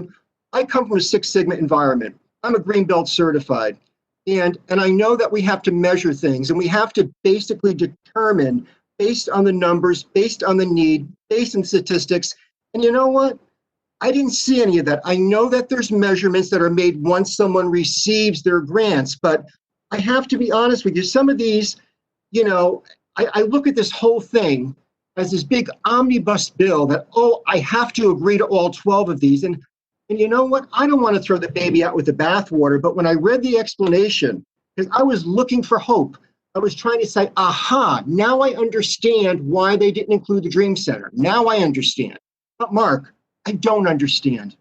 And I need an explanation, because to be honest with you, I just feel that they were inadvertently overlooked. And actually, as someone, I've seen the work firsthand of Public Works, being the chairman of Public Works. I've seen the work firsthand of Vertical Church. They're out there in the community during the COVID pandemic. We're going to still need them out in the community. They're different than Wheat, that you have to go to them. And Wheat has their place too, and they do a wonderful job, as do so many of these other organizations. Could you please make me sound like a jerk and explain to me why you did not include the Dream Center, which was, from me being a communications guy and being strategy, I said, this was amazing. This is what the community needs. So tell me where I'm wrong. Thank you, with all respect. Marcus, you guys do a great job, but please set me straight. Thank you. Yeah. Okay. I'll endeavor to do that the best I can, Chairman Cohen. Let me first say that the committee, when it evaluated the proposal, there seems to be some misconception by yourself, and as I heard the comments from the members of the community, that somehow the committee wasn't blown away by the proposal. And the committee had your very same sentiment.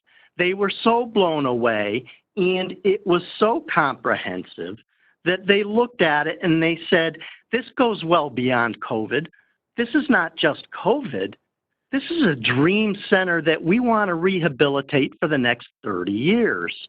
So their feeling was that regular HUD funds would be so much more suitable for doing this project, because we didn't want to get into, prorating it and all this other kind of stuff over the next 2 years, that COVID might be here, or they find a vaccine in another 6 months or whatever.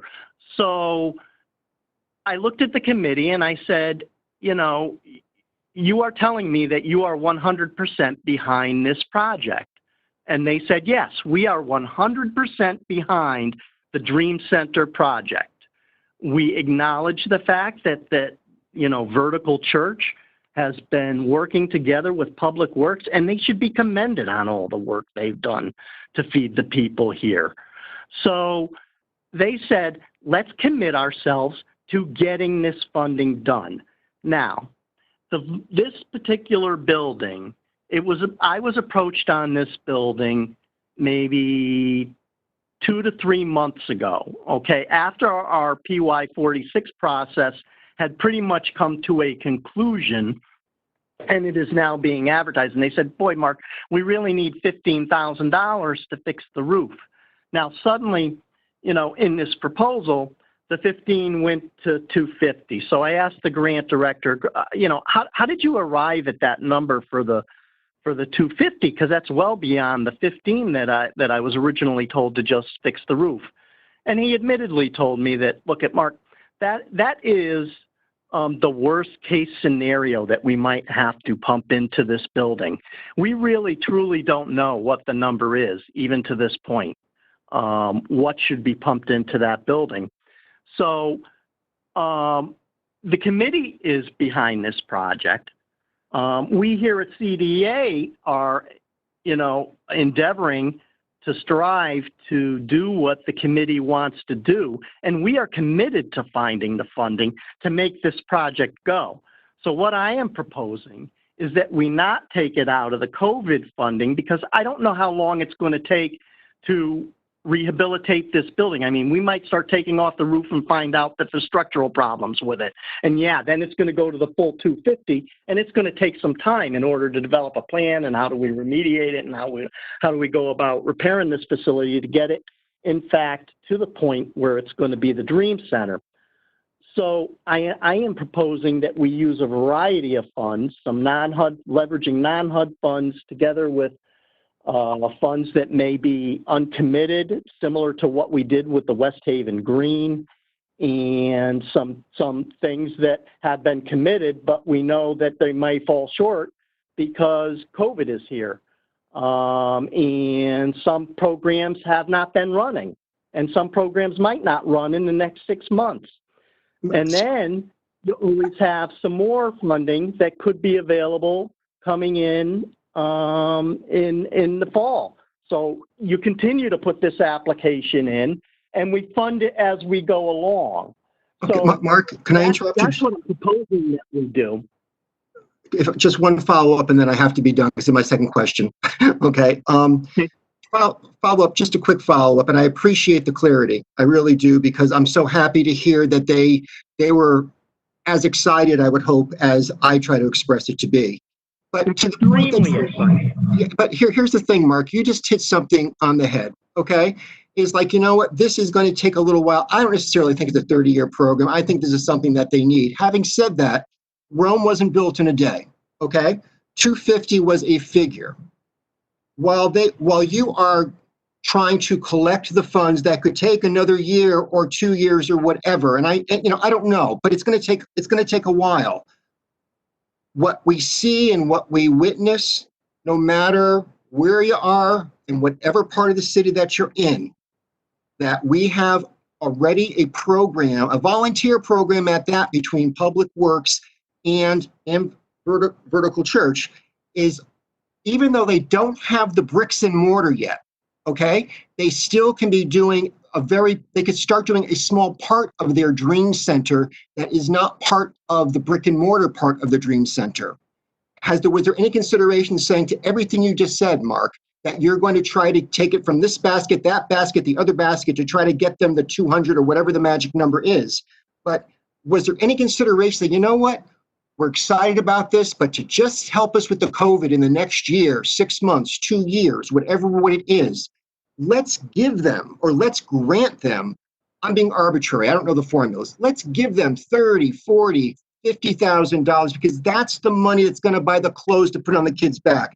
That's the money that's going to put food on the table. That's going to be the money that's going to get to those people that can't get out to help them.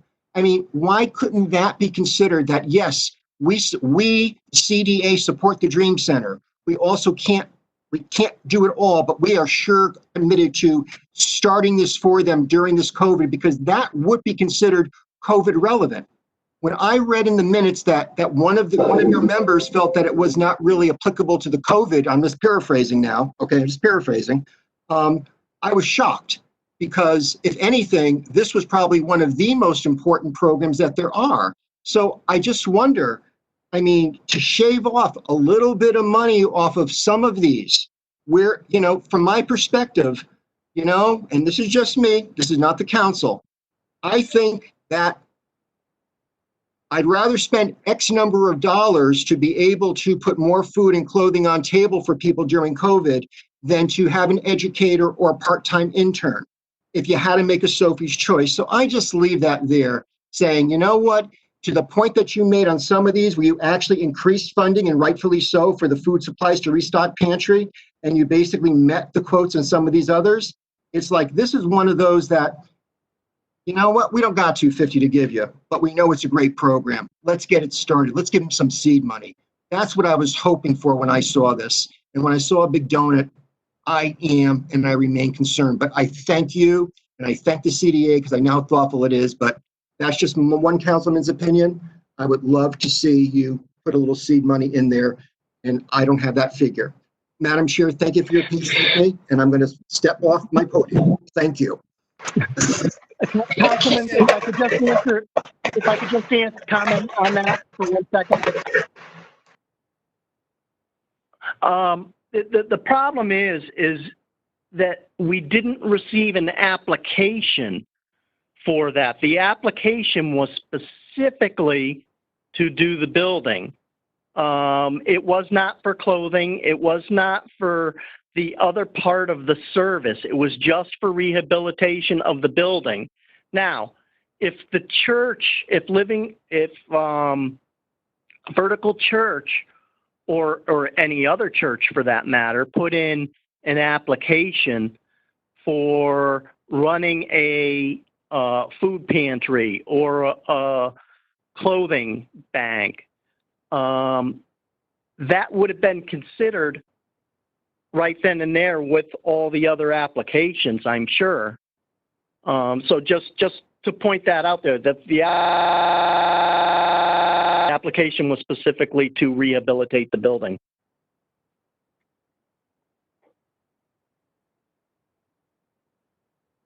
Thank you.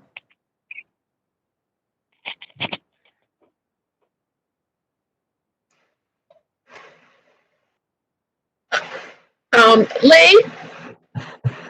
Mark, just 1 second. Lee? Attorney Tiernan? Yes. Can you hear me? Hi, yes, I can. It's Councilwoman Hosky. I think, Councilman Cohen, you can correct me if I'm wrong, but could you give us your legal opinion as to whether or not you feel the Dream Center meets the eligibility requirements for the CARE Act?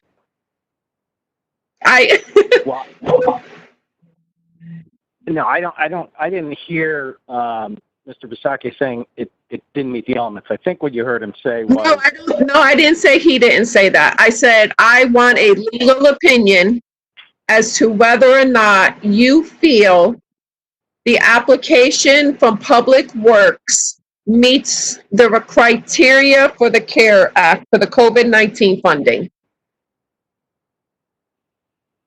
Well, the COVID funds allow for certain types of building and rehab for certain types of projects. So it would appear that you could use funds to rehab this publicly owned building for a purpose that's COVID related. Now, the question is, do you have to give them all the money that they might need for the rehab? That's really, I guess, the issue. Or, if you only give them partial funding, what happens? But there are definitely, within the regulations, allowances to rehab buildings in order for those buildings to provide COVID-related services. so that the pandemic is released. We are released from the pandemic in a more smooth transition.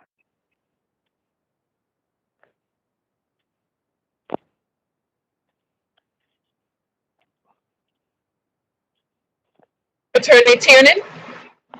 Yes. Okay, I just wanted, that was the end of it? Okay, I have another ask. I, like Councilman Cohen, and please, I hope I'm not speaking for him, are feeling a little bit uneasy by some of the meeting minutes and the way that they read in regards to, just in regards to the way they read. They seem very inappropriate to me. I would appreciate if you could review them and give some insight on them, and just in regards to some of the things that Councilman Cohen said, that it may look like the Dream Center was held to some certain criterias that all the applicants weren't. So if you, in your free time, can take a look at that and provide some feedback, and just ensuring that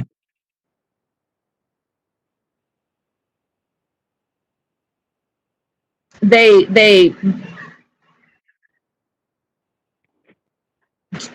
did I communicate my ask? Yeah. No, I'm fine. I will review the process that the CDA and its board utilize in making the recommendations for funding, including any minutes or any publicly related materials, the legal notice. And I would think, the director. And I would think that at this point, that if their meetings aren't open to the public, that they at least, in lieu of the meeting minutes, that they are recorded, so that anybody can go in there and listen to it. I just think for better transparency, and it may even help us get a better understanding. I mean, I'm hoping maybe the meeting minutes are missing some things, but the way they read, it's a little concerning. And can you also tell me, Attorney Tiernan, is there a reason why payments to the CDA cannot be done online? Why do they have to take payments in the office? If there's a concern in regards to safety, why? How would that get up and implemented, so that that could be done? So there wasn't a concern about bringing COVID into the office. Wouldn't it be cheaper?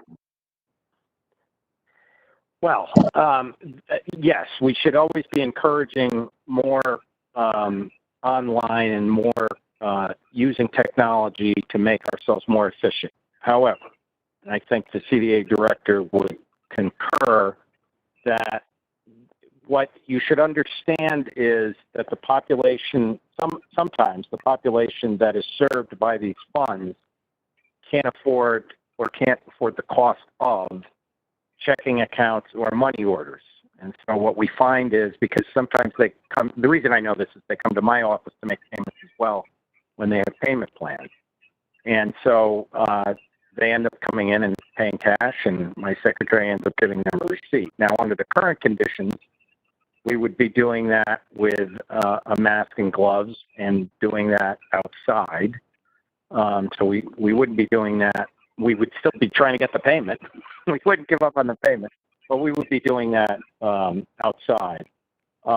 Is there a way to try to encourage more payments if people have the ability and online and interaction that is more COVID safe? I'm sure we can come up with even more ideas that would make that process more COVID safe. But be aware that the free checking is not like when you and I went to college and we got our free checking accounts, in our mailbox at college. Free checking is different now. It's, minimum deposits and so on and so forth. And there's an entire community that finds that they cannot be served by the existing free market banking and checking procedures. So we probably will always end up with some level of people that have to pay by cash, and if they have to pay by cash, they can't mail it, they got to pay it in person. Okay, thank you. Does anyone, Councilwoman Hamilton? I'm sorry. Mark, is there a deadline to this, this go round of applications? Councilwoman Hamilton, there is not a deadline per se, but we've really tried to work together, and HUD National tried to put this together in such a way that we can get the funds to the city as quick as possible. I know for a fact that the food pantry over at Wheat is virtually depleted. So I'd like to see, you know, the funds get out there as quick as possible.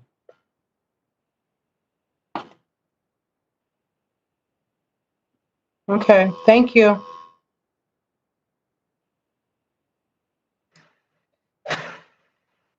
Can you apply for an extension on that date? Is there anything that?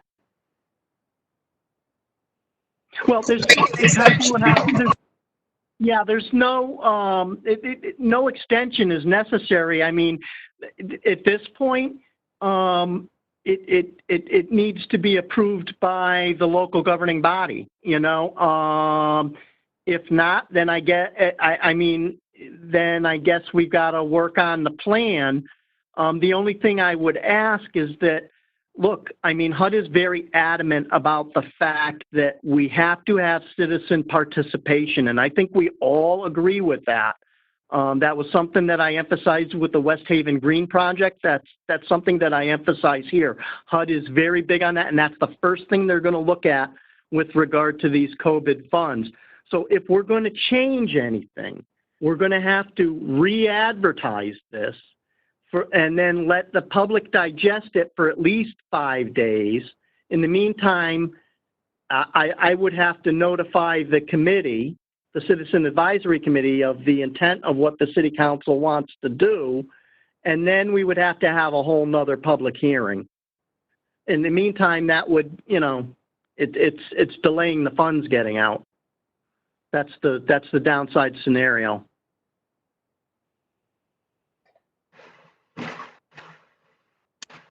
Are there any further questions? Councilman Chairman Quagliani, I'm sorry. Thank you, Chairwoman Hosky. Mark, I have two questions. The first one is, on your application letter, it says that, please note if your agency or organization has applied for funding from other sources due to this pandemic, i.e. FEMA or the state, you are not eligible for this funding. So would that, what would that entail? Like, could it be any of these other incentives that the federal government has put out? Well, you are correct. If, say, one of these organizations is applying to FEMA for the same exact thing, that's duplication of benefits. You can't do it. That's why we're notifying them. We are not going to duplicate what you're going to get through another federal agency like FEMA. We can't do that. So it would just. So I hope that answered the question. Well, sort of. So is it other funds for the same project, or just you're getting other funds to help with the COVID recovery? Well, I cannot mix COVID funds with the regular CDBG funds. That cannot be done. COVID is expressly for COVID, to respond to the COVID disease. That being said, with the other second part of your question, I think I can answer it like this. You cannot supplant another funding source, but you can supplement it. So in other words, it used to be, and now they changed it. With FEMA, they used to have it so that there was a 25% match. Okay, so conceivably, you could have probably gotten FEMA for 75%, and you could have added CDBG for the other 25%. But now, from what I'm told by the grant director, FEMA is going to be 100% covered. So that's why that notice is in there. If you're intent on applying to FEMA for a certain grant and they're going to cover it 100%, that would make CDBG ineligible, CDBG COVID. I hope that answered it. Yeah, it does. Thank you. Lee, are you still with us? Yes, sir. I know you wish you weren't, but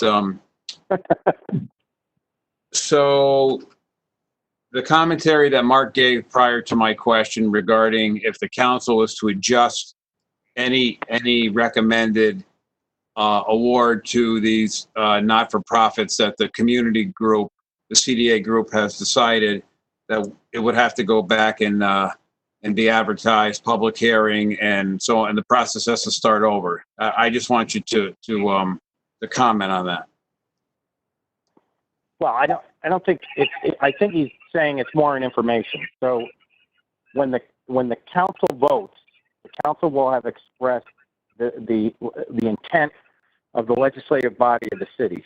So as part of the grant process, the legislative intent of the unless you vote to not tell us your legislative intent, you just say we're voting it down, or we're tabling it, or we're not voting. But if you actually make a vote that has specifics, you're voting your legislative intent, so that would be met. The legislative intent would be met. I think what Mark's saying is that he feels in order to comply with HUD regulations, he needs to make sure that the public knows, because what was put in a legal notice as to the recommended funding to you is going to be different than the funding awarded. And he thinks there's a comment period, and he's got a board, and he'd like to hear from them too. Now, I don't know what he didn't say, and I think what we don't know, because we've never done it, is what does that mean? Does that mean none of it gets funded? Or does that mean they acquiesce to what the council wants? I mean, it would seem to me that ultimately, whatever happens to the citizenry or to the citizen oversight board that reviews these applications, they are ultimately sending it to the council. So if the council's expressed, we know all the applications have been disclosed here. You can't go outside the application process. That would be improper, unfair, and that could lead to corruption. So you have all the bodies, so that doesn't change. Everybody's applied, that doesn't change. You have all the proposals, that doesn't change. So really it would just be whether or not, I don't know what, even if you did that public discussion, it would either be, oh, we want to challenge this, and then I guess it would bounce up to back up to my office, and then we would try to evaluate whether or not they could challenge it. Because it seems complicated to me that it's given to you, the legislative body. You're allowed to express what you, the legislative body, feels that the community requires as elected officials of the community. And that's not just West Haven, that's any community.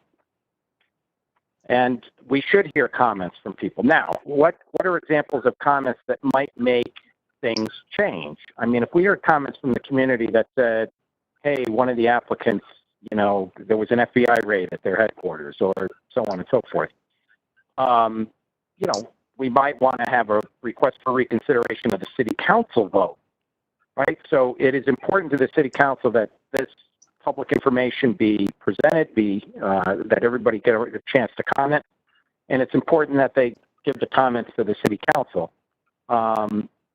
Unless somebody's going to say there's a legal intent, though, to stop the intent of the city council, I think it's just another layer of transparency so that the citizenry get involved. Now, I would say, and then I think it's generally agreed, that one of the reasons for this is to make sure that there's no violations of sort of the standard rights and obligations people have.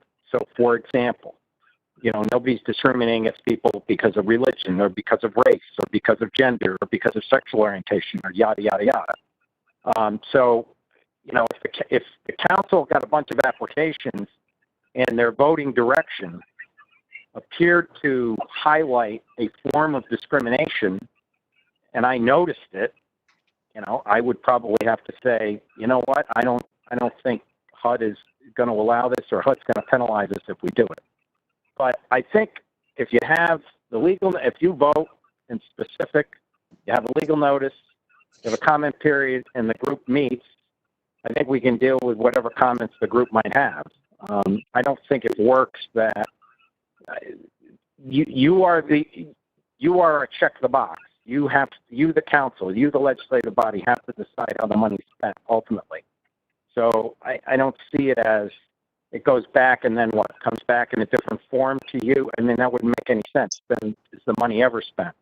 So I think it's really just the citizenry input after you vote is that kind of analysis. Is there a corrupt practice by the council in doing this? Is there a discriminatory practice by the council doing this? That's what I would be looking at. Otherwise, I would say they've provided you all the information, you evaluated the information, and you voted accordingly. So I think it would be perfectly appropriate. And, whatever the outcome, I mean, we'll deal with whatever comes. I mean, everyone's goal, the CDA's goal, I'm sure the board's goal ultimately is to make sure the needy parties get the money as quickly as possible.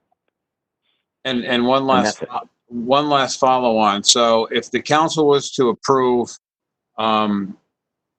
the different applications tonight, and 8 of them are the same and 4 of them aren't, I don't even know if there's 12, but will the 8 of them have to go back for the same review, or could those 8 go and begin to get their money dispersed?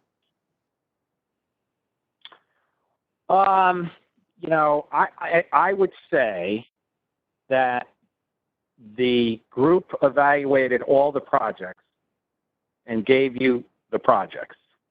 So that, yes, if you are going to tinker,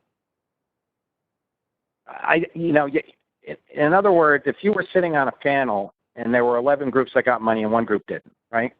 And somebody said, well, we're going to take a little money from here and we're going to give, money to the 12th group. I don't know if that changes people's opinions as to how money is distributed. Well, if you're going to do that, then maybe we should do, this, and this. Who knows? I don't know if they'd want to make a request that the city council reconsider yet another distribution of funds. I would doubt it. I would think I would still agree with Mark, even though it costs money, that if you guys vote a different allocation, we put that in a legal notice so the public knows. We give a comment period. We run it by his group and see what happens. The group may say, well, we're not, we still want the money to go, and we've heard the council's view, and we respect that view, and so we're going, we don't have any objection. Or they could say they have an objection and the money still goes through. They can voice their objection to the council and the money still goes through. Again, the only reason why I would say that the money shouldn't flow as quickly as possible is if someone can say to me that whatever you, the council, does is for a corrupt reason, a discriminatory reason, or for a reason, monetary benefit to a council member, something like that. Right. So again, just to clarify, so nonprofit A requested $10,000. We vote to give nonprofit A $10,000. Nonprofit B asked for $20,000. We adjust that amount. Does nonprofit A have to still go back through that whole process, or could they now go and get their money? Well, no, I think what Mark's going to list he's going to list what you did in a legal notice. So they're all going to be reiterated. Presumably, if they already said, we all agree XYZ 501c3 should get $12,000, then can I envision a scenario where they'd say, well, if I knew that, then I'd only give them $10,000? Yeah, of course. But again, this is a recommendation to you, the council. they can, after you vote, they can reconsider their recommendations, again, within the confines of the application process. We're kind of in a set, there isn't really a lot of wiggle room. So I would be shocked if it went back and you heard recommendations that, I think this is ridiculous or whatever. But, you should be open to whatever comments are made. I don't think any member of the council has not been the recipient of second guessing by constituents.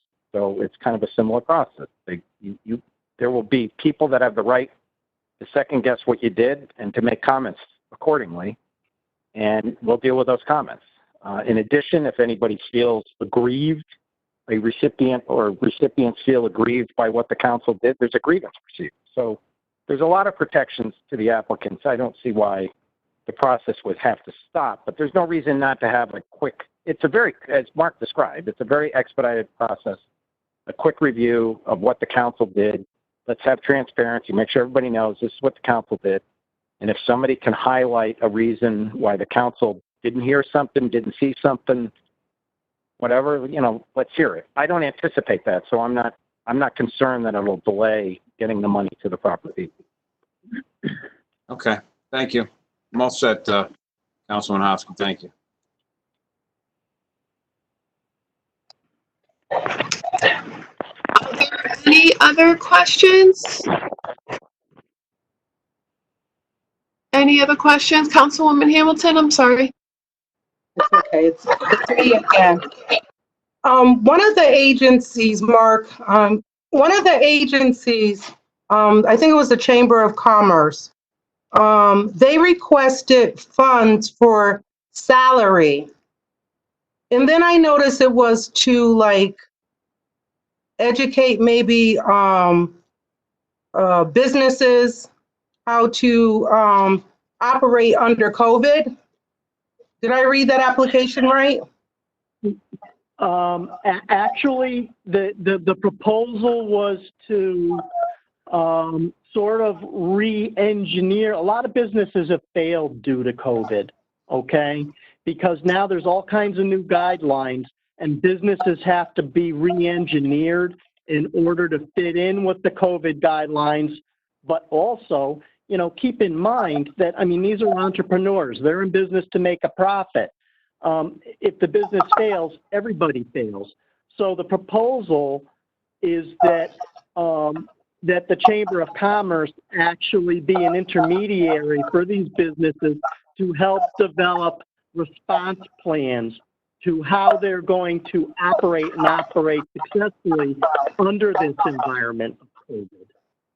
Yeah, because when I look at most of the businesses that are under the West Haven Chamber of Commerce is like restaurants and small businesses, and there were guidelines already set up by the state of Connecticut, and they're operating in them. So I'm a little confused why like a $25 or $50 an hour, how that. It just doesn't add up to me. A lot of those businesses are already, they had an opening. There were guidelines set up by the state already. So I'm just wondering, is that good use of the funds? Well, we never want to see businesses fail. That's not a good thing. If a business fails, everybody loses. So it's not a matter of, are they operating, they are committed to operating underneath the COVID guidelines, but can they provide and have a business model that's going to be able to survive under the COVID guidelines? That's where you start getting into expertise of local business leaders, maybe tapping into the Small Business Administration, in order to try to provide those kinds of plans so that the business can not only operate, but the business can thrive. Right. And that's what dues are for too, right? Because these businesses are paying dues. I don't think that there's a question of I don't know where that fits into the scope of the proposal. Well, you said business plans and stuff. Well, I'm sure that the Chamber of Commerce would provide that anyways for them. They are paying dues. It's what the chamber does for businesses.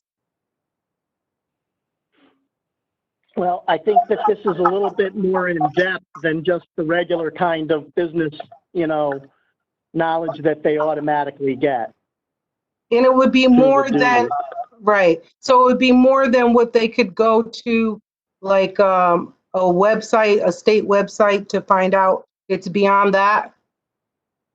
Yeah, I don't think it's not there where they're going to say and point you to a resource to have them do the work by themselves. The chamber's actually saying that they're going to lend assistance to this business to helping them develop the plan. So there's actually going to be man hours, not just pointing to a resource.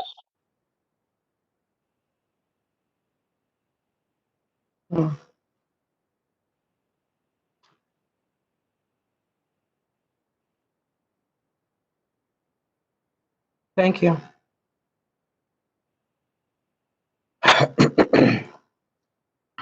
Councilwoman McGee?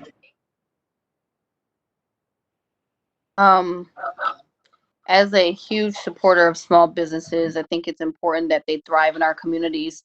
And I don't want to see them fail either. I guess this is more of a comment, but I don't want to see people's mental health fail because of this COVID pandemic. I don't want to see people go without clothing and food and things just off of the basic need of humanity because we have not planted that seed, like Councilman Cohen said, to establish this dream center. And so I guess it's with great concern that we didn't see that as a necessity, but we immediately moved to support small businesses, which, like I said, I'm a huge supporter of. But there are people who don't have anything. There are people after this who just simple basic things that we take for granted they don't have or have access to because their jobs weren't seen as essential. And so essential food items or things that they may need, like reading about racial disparities and how people are struggling with mental health after this. And so they're going to need counseling and resources that a lot of communities have to supply their constituents or citizens that we don't have. And so I guess this, like I said, this is just more of a concern to me that we would immediately, how we can say we don't want small businesses to fail, but then we're not doing what we need to do to make sure that people's livelihoods are not failing. That is a big concern. Honestly, it's heartbreaking.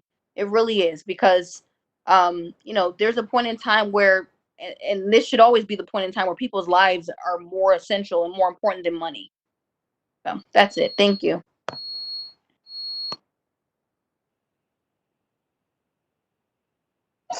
Do we have any, Councilman Massara? Yes, Madam Chair, I'd like to make a motion. We go back to our Finance Committee, and I'll pull back my second on this, open to the full council.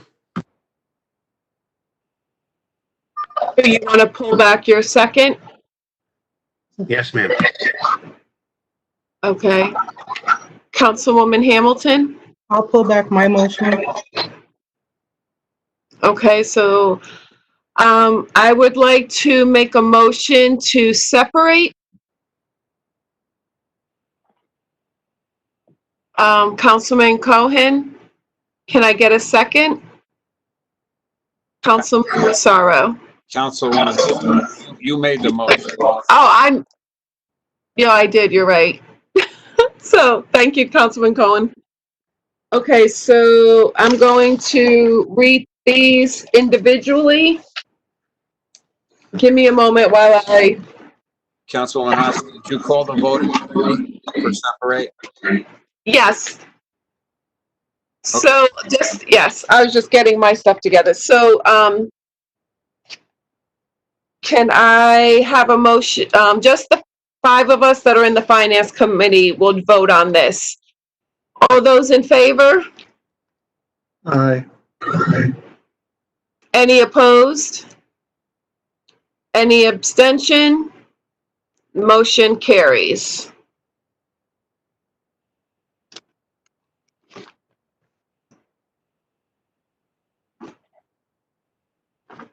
1 second. So, the first would be the recommended 4501 emergency services. Is there a motion? I make a motion. Councilman Bruno? I'd like to make an motion on 45-01, motion to award $30,000. Is there a second? Councilman Cohen? All those in favor, just on the Finance Committee? Any opposed? Any abstentions? Motion carries. We have 4502, the CDA COVID-19 Community Educator for $21,228.01. Is there a motion? Councilman Bruno? You're muted. Award 21,228 to motion 45-02. Is Councilman Massaro, you second it? All those in favor? Opposed? Opposed. Abstentions? Motion carries.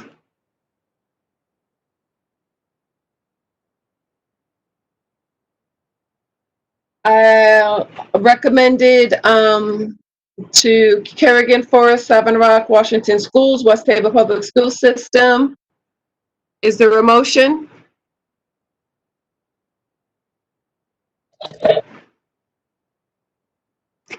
Stacy?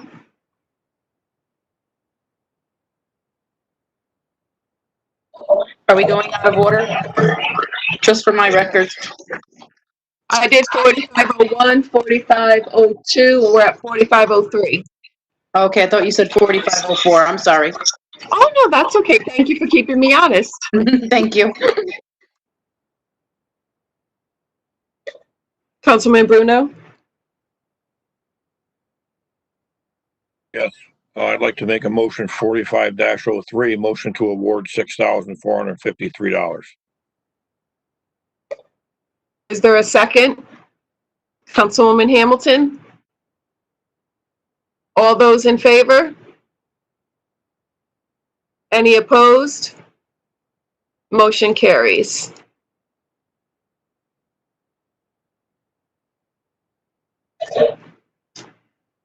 Application 4504, the reopening of the West Haven Childhood Development Center. Is there a motion? Councilman Bruno? 4504, motion to award $15,000. Is there a second? Councilman Cohen, thank you. All those in favor? Any opposed? Any abstention? Any discussion? No, we're good? Okay. Motion carries.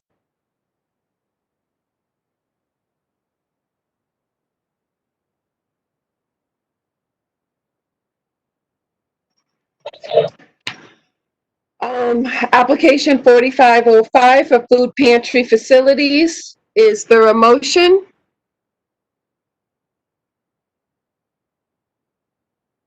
Councilman Bruno?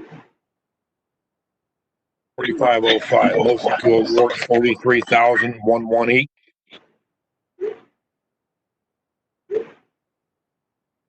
Is there a second? Councilman Massaro? Is there any discussion? I didn't hear what number he said. I'm sorry. 43,118. Okay, that's what he said. Thank you. No, thank you. All those in favor?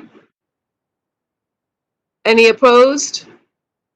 Any abstention? Motion carries. 4506, the COVID-19 preparedness and response for West Haven Health Department. Do I have a motion?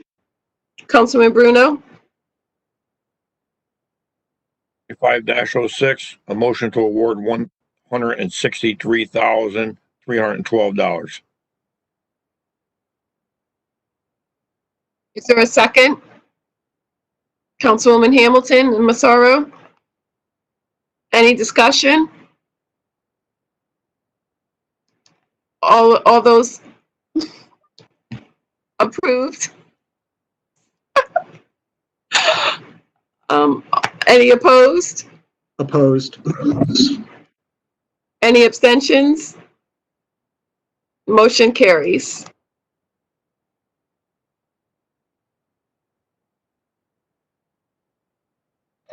We have the CDA office laminate barrier. Is there a motion? Councilman Bruno? 45-07, a motion to zero it out. Do I have a second? Second. Councilman Cohen? Any discussion? All those in favor? Any opposed? Any abstention? Motion carries. 4508, Parks and Recreation, Open Space Safety Mitigation. Do we have a motion? Councilman Bruno? 45-08, motion to 45,150. Do we have a second? Councilman Massaro? Is there any discussion? All in favor? Any opposed? Any abstention? Motion carries. Applicant 4509, Getting West Haven Working, West Haven Library. Is there a motion? Councilman Bruno? 4509, motion to award 38,187. Do we have a second? Councilwoman Hamilton Massaro? Is there any discussion? Yeah, excuse me, can he just repeat the number again? It was etching out. 38,187. Correct, Councilman? Yeah. 38187. Thank you. All those in favor? Any opposed? Any abstentions? Motion carries.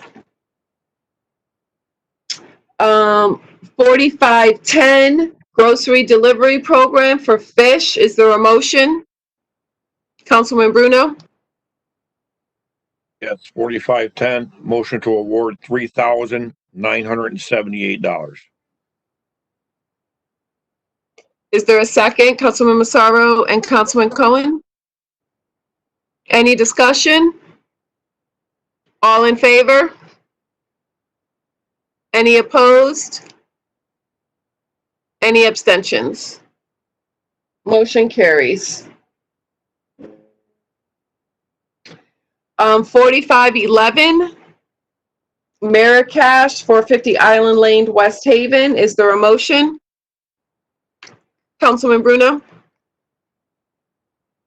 45-11, motion to award 38,250. Do we have a second? Councilman Massaro, thank you. Any discussion? All those in favor? Any opposed? Any abstentions? 45-12, Business Recovery Plan After Pandemic, West Haven Chamber of Commerce. Is there a motion? Councilman Bruno? Motion to zero it out. Do we have a second? Councilman Cohen and Councilman Massaro? Any discussion? All in favor? Any opposed? Any abstentions? Application 4513, West Haven Dream Center, City of West Haven Public Works. Do we have a motion? Councilman Bruno? 45-13, motion to award 38,050. Do we have a second? Councilman Massaro? Councilman Cohen? Any discussion? All those in favor? Any opposed? Any abstention? Motion carries.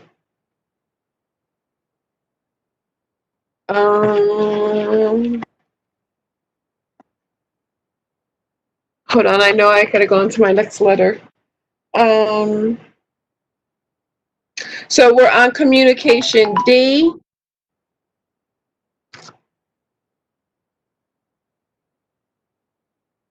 Communication from Finance Director Frank Chaplinsky in regards to a transfer of funds for the library. Can I have a motion to approve? Councilman Cohen and Hamilton. A second? Councilman Bruno. Any discussion? All those in favor? Any opposed?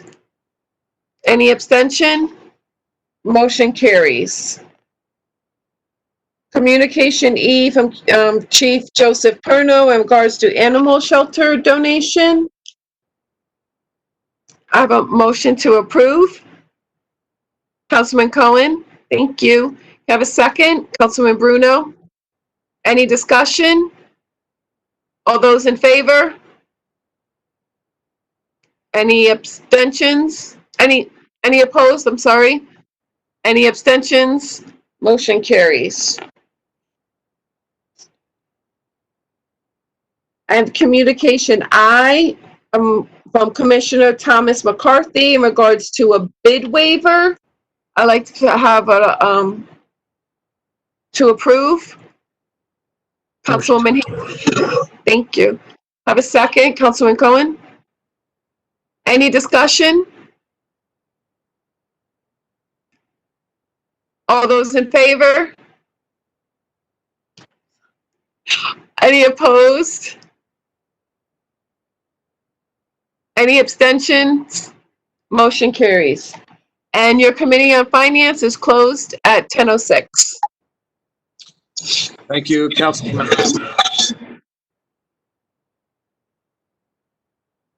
Next up is the Public Works Committee, Councilman Cohen.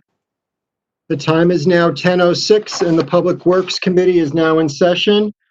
This evening, our members is Councilman Massaro, Councilman Donovan, Councilman McGee, Councilman Bruno, and myself acting as chairperson.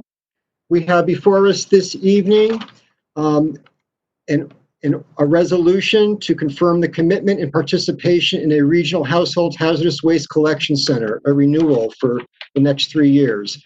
I'd like to bring this out favorably. Do I have a motion? Motion from Councilman Mazzaro and a second from Councilman Bruno. Is there any discussion?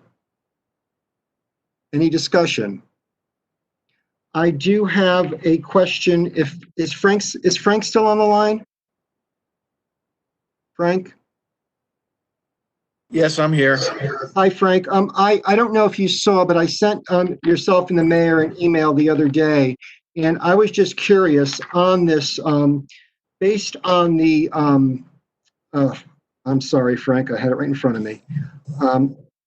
Based on the two-part formula as stated in the resolution, can you provide some estimate of West Haven's annual cost for this program?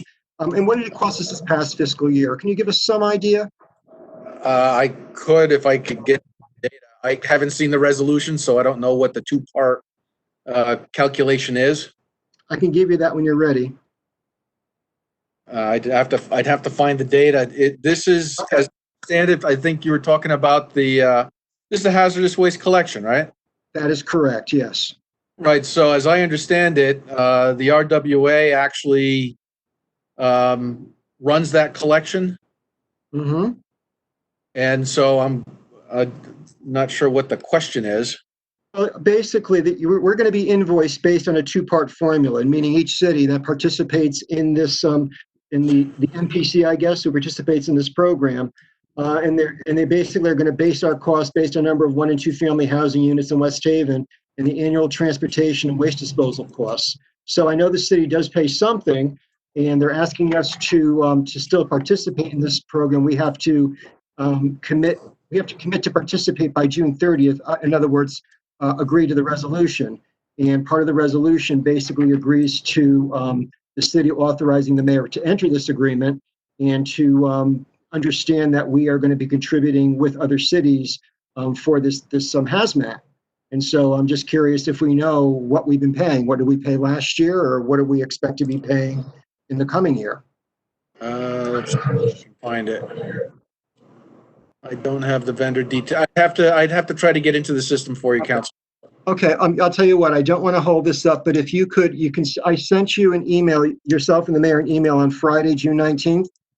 Okay. And if you can please reply back to that for me, I think it's, it's not a showstopper, but it was kind of the elephant in the room that they're asking for a resolution, and they pretty much expect us to know what what we've been paying, and so that was my question. The other one I can send to the mayor.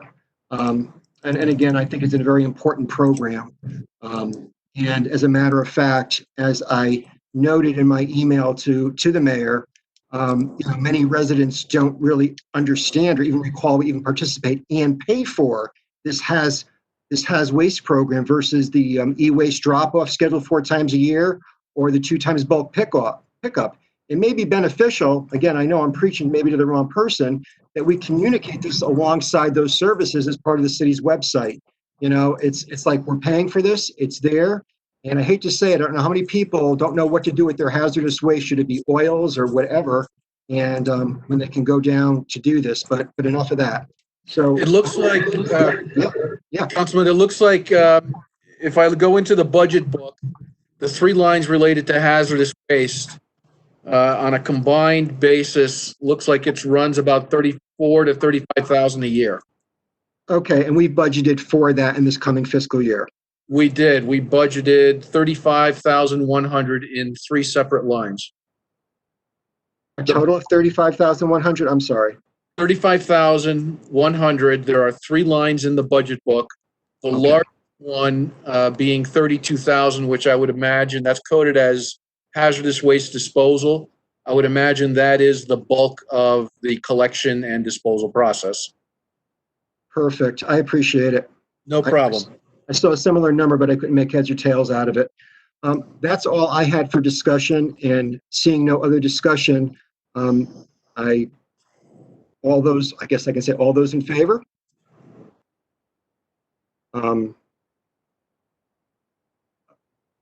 Noes? Abstain? Unanimous? It passes. And so the time is now 10:11, and the Public Works Committee is now closed. Thank you. Thank you, Councilman Cohen. Next committee is the Public Lands Committee, Councilman Donovan. The time is 10:12 p.m. The Committee on Public Lands is now in session. Members present is Councilman Galignano, Councilwoman Finelli, Councilman Conlon, Councilwoman O'Connor, and myself, Councilman Donovan, acting as chair. Tonight before us, communication B from Councilman Cohen in regards to renaming Hubbard Nature and Recreation Center. I'd like to get a motion to move this favorably. So moved. Councilwoman Finelli, second by Councilman Galignano. Any discussion on this? Seeing none, let me move mine. Okay, seeing none, all in favor? Aye. Any opposed? Any abstentions? Also, we have before us communication F, from the Finance Director, Frank Saplinski, in regards to a transfer of funds for the purchase of 22 College Street. I'd like to bring this out favorably. So moved. Second, Second. case Mitch, Councilman Galignano makes the motion, Councilwoman Finelli second the motion. Any discussion? I actually have a question. Frank, or is Lee still on? Lee go away? Is he in the abyss? Yes, Councilman Donovan. Okay. Just a question about this 22 College Street. We're getting. Oh, Councilwoman O'Connor, you got something, or are you just delayed? No, she must be delayed. All right. We're receiving 5,000, correct?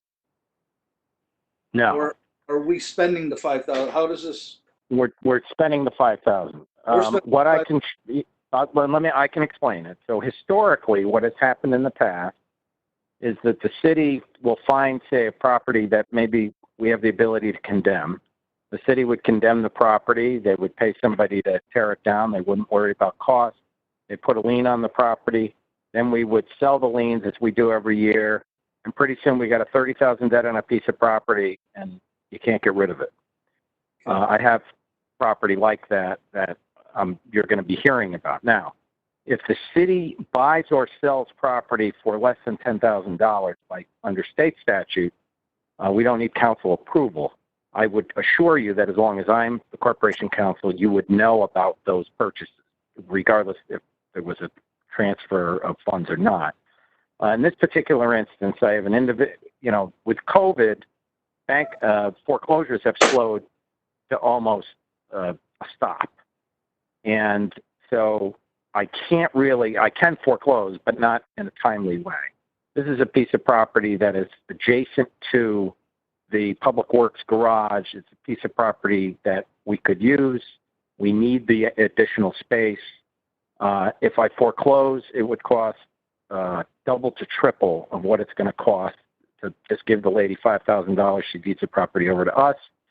There are funds already in the budget if we need to do demolition, but we will live within those funds instead of just hiring a demolition and thinking, oh, we don't care because we'll put a lien on. So it really is trying to act in a smarter way as we either acquire or unload properties. You're going to find out, you're going to get information about properties that we're going to unload for less than 10,000. Almost exclusively, those will be undeveloped properties that will remain undeveloped, that will be offered to adjacent landowners, and you'll be fully abreast.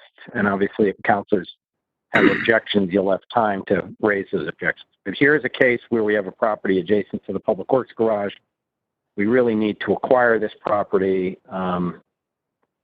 Foreclosure at this point could take up to 2 years. It would be more expensive than the $5,000, and this is just in the best financial interest of the city at this point. Appreciate that very much, Leah. I do appreciate the explanation on that. Any other discussion? All in favor? Aye. Any opposed? Any abstentions? All right, that passes. Our next communication is communication H from Mayor Nancy Rossi in regards to renaming Chamber of Commerce 3rd Avenue Park. Do I have a motion to bring this out favorably? So moved. Mitch Gallinano, and we'll go with Crystal Finelli to second it. Any discussion? I just, Oh, there you go. Sorry, Colleen, you're on my other screen. Sorry. I just wanted to make a comment. I think this is a wonderful tribute to Ralph. He was a wonderful person. I didn't know anyone that didn't like him, and I think this is a wonderful way to remember him. That's all. Thank you. I totally agree with that. Any other discussion? All right, seeing none, all in favor? Aye. Any opposed? Any abstentions?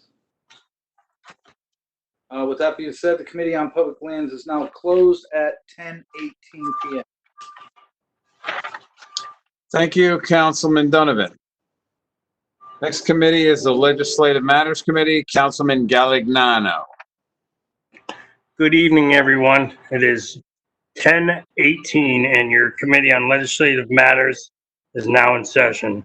Members are Councilman Bruno, Councilwoman Johnston, Councilwoman Finelli, and Councilman Cohen, and myself acting as chair. Tonight we have communication G from Councilman Massar in regards to amending a city ordinance 156-2 subsection B. And it reads, the original section states each non-resident owner or agent in charge shall pay a fee of $25 for each initial registration and a fee of $10 for each notice of residential address change. Nassar would like to say the changed section will state each non-resident owner or agent in charge shall pay a fee of $150 for each initial registration and a fee of $20 for each notice of residential address change. This will be a yearly practice to the city. Do I have a motion to approve? Councilwoman Finelli, do I have a second? Councilman Bruno, any discussion? Councilman Cohen. Thank you, Chairman Mitch. When I got this, I gave Pete a call because I'm very much in favor of increasing the rate, if you will. And I checked around some other areas because I kind of felt going from whatever it was, $25 to $50, that it was a significant increase. And so I did a little bit of homework, and I'm not saying, it's every town's a little bit different, but by and large, to give you some type of perspective, New Haven is basically for non-residents through their living initiative for both residents and non-residents. Their fee is $100, and then they have different late fees, if you will. We have like $1,000 penalty, so all the penalties are different, but they're $100. Hamden is $100. East Haven, believe it or not, is nothing, $0. And then there was one other I can't read, but when I talked to Councilman Massaro, I asked if he would be amenable if I went to this committee, and I just asked that we were more in line with the other surrounding towns near us to amend it from $150 to $100. So I'd like to propose an amendment that we just go to $100 for each initial registration and then keep the fee at $20, the way Councilman Massaro had noted. So that's my amendment for consideration, if someone would second it. So I need to, is that the way we go, Mr. Chairman? So you have an amendment on the floor. You would need a second, and then you could discuss that amendment. Okay, so I need a second on the amendment. Can I second that? You could. You're in the committee. Yep. Yep, so I'll second that amendment. Now, do we have any discussion? Councilwoman Finelli? I mean, I didn't really look at the other towns like Councilman Cohen did, but I think if anything, we should up the fees more, not lower them. I think we have a lot of absentee landlords around here. It's been an issue in several districts, and we need money. So, and these aren't residents of our city. So I know there's been a lot of ways we've raised taxes, we've raised other fees. I think if we can raise fees on people that aren't actually residents of West Haven, let's get the money there rather than, keep going back to our own residents for more money. So I would not be in favor of lowering that number anymore, but thank you. Okay, so noted. Any more discussion on this? So I would call out for a vote here. So all in favor? I got 1, 2, 3. So motion who's Clarify, we're voting on the amendment? to the, okay. The amendment, that is correct. And I have 3 yeses. And opposed? That would be 2. So motion passes, amendment passes. Correct, Chairman? Yes, now you just have to take a vote on the original request to modify the ordinance. That would be with that $100 as opposed to $150. Correct. So now we're going to vote on the amendment again, you said? Is that? No, now you'll go back to the main motion, except the amendment passed, so you'll change the dollar amount from 150 to 100. Okay. So I'm going to say the change section will state each non-resident owner or agent in charge shall pay a fee of $100 for initial registration and a fee of $20 for each notice of residential address change. This will be a yearly practice to the city. Now, do I need a motion for that again? Yeah, yes, no, yeah. So I need a motion.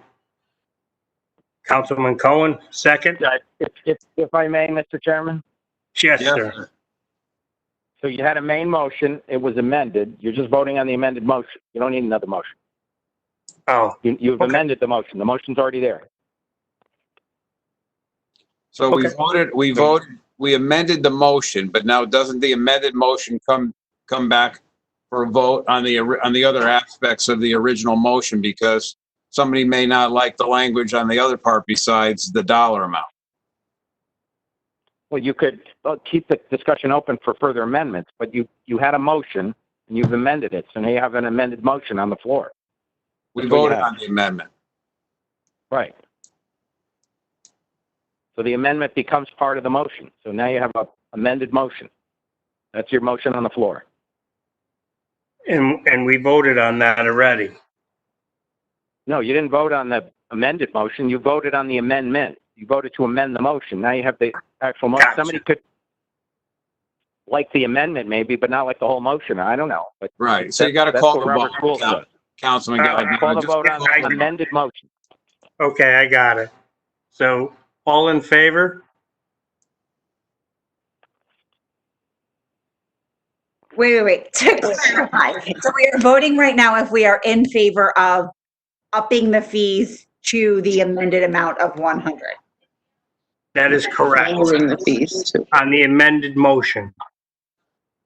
Correct. Like, for example, I would like to up fees. I don't think 100 is enough. I need a second first. Like, I don't want to not pass an increase at all. So I just want to make sure I'm not voting the wrong way here. Gotcha. So we're voting on the amended motion so we can bring it out to the full committee or the full council later in the evening. And that would be for $100 that I read before for each initial registration and $20 for each notice of residential address change. So instead of the 150, we're voting on the 100. Am I correct on that, Chairman? Yes, but so the clerk says that no one seconded that motion. Oh, no one seconded. Right. So So Cohen was the right. made the motion. I need a second motion on that. Right, in committee. In committee, so. And I got Councilwoman Johnston for the second. Now we can vote on this. All in favor, say aye. All opposed? Any abstentions? Motion passes unanimously. And that concludes the business of legislative matter at 10:27. Thank you, Councilman Galignano. We'll enter into unfinished business. Is there any unfinished business? Councilwoman Finelli. Thank you, Chairman. I know I brought this issue up at the last meeting. We've had a lot of complaints. I know it hasn't only been in my district, but in several districts about parking or around the neighborhoods along the beach. Several residents have complained about non-residents parking on the street. They've asked for signs. Some of the side streets over there off Ocean Ave have signs that say resident parking only. Other streets don't. I'm not sure the rhyme or reason why some have it and some don't, but I have put in a request to Public Works to get some more signs for some of those other streets that are having an issue. I know on around Dawson Ave Beach, there was a complaint this week that there was a lot of noise going on at night. I think there were a lot of young kids down there, like partying until past 10 o'clock, being noisy. So I don't know if that's something we should address with the police department about maybe kind of sending some patrol to go by there next weekend, just to make sure that that problem doesn't persist. And also I had another complaint about the paving, the gas company kind of not paving the roads or not doing a great job paving the roads after they've done work. I did speak to someone from the gas company, and he said that they are aware of the problem and they're a little behind because of COVID, but they will be working to kind of repave some of those areas that were kind of left a little uneven. I was disappointed when he said they were not going to go kind of curb to curb, but at least kind of do half of the road. So on the side, you're going one way or the other, it'll be a little more even. But that's all I have with unfinished business right now. Thank you. Thank you, Councilwoman Finelli. Councilman Conlon? Yes, 2 weeks ago, Mayor Rossi told me that she'd see if she could get an update as to what, if anything, has been done in the investigation into the apparent killing of the young man on Campbell Avenue by a state trooper. She said she was going to talk to Corporation Counsel and get back to me on that. And seeing as how the Corporation Counsel is here tonight, I'm wondering, Lee, if you're still with us, if you could give us an update as to what, if anything's been done into the investigation into that tragic killing. Are you here, Lee? Yes. The problem is that, well, I can't tell you, there's some things I can't tell you because I don't want to have a negative impact because we've been put on notice of potential litigation, right? Yes. And the other thing I believe it or not respect is that if we do have litigation, we need to find jurors. So we shouldn't be in a public forum trying to poison the jury pool. So I will tell you what I can tell you, which is myself and the chief have received a freedom of information request from a lawyer who represents the estate of the man who passed. And we are processing that claim. As you might imagine, the state police have more documentation and data than the city police have, but we are processing that claim. If there is data within that claim that I have the ability to forward to the public, I can. I am very confident that if I give it to the council will release some or all of that information. It might just release information that they feel is favorable, thus forcing my hand maybe to release certain other public information. But so I have to process that claim with the police department. Obviously we've put our carrier on notice, although we're self-insured. I haven't found any evidence that as I've said to publicly, I haven't found any evidence that any of our officers have been involved in any behavior that would result in a positive litigation concerning any death in the city of West Haven at the hands of a state trooper. So that's not talking about the specific case, but that's just talking about generally of cases. But again, there will be an FOI distribution of the documentation that the police chiefs, police get a lot of requests for freedom of information requests. The chief has a individual there who's very familiar with the legality concerning that. He'll send me that information prior to its release so I can review it and have a second check. And then maybe once that's done, we can share a little more information. I will say, you know, if people care, we have the internet, and so if you Google, you do find some information. I mean, I believe, somebody can correct me if I'm wrong, but I believe the entire state trooper video of the chase is online. But that being said, that just because that's there, it doesn't mean the obligations on our side aren't going to be adhered to. But the other thing is, I don't want to treat this as this legal case. I have to protect the interests of the city. That's required in the charter, so that I can't necessarily do things differently in this case than I would do in any other case. Just because there's public pressure, I know that makes it difficult for people. But on the flip side, you know, we can do what we can, and if there is room to release public information, we will. And you know, I will also be reviewing this matter with the police commission so that they're aware, and if they have any questions and if there's things they want to bring up publicly, they can. Because as you know, pursuant to your charter, it is the police commission that has the authority over behavior and actions by our officers. So what I would say is, if you just remember to bring the question up again at the next city council meeting, I would say it's likely that I'll have something additional to be able to share at that time. Okay, thank you, but that's all well and good, and I understand that, and I understand the necessity for reticence on your part and on the city's part that is fiduciary responsibility to our citizenry. What I'm really wondering is, though, if there's any way that we as a council can you know, hold the state's feet to the fire as far as this investigation.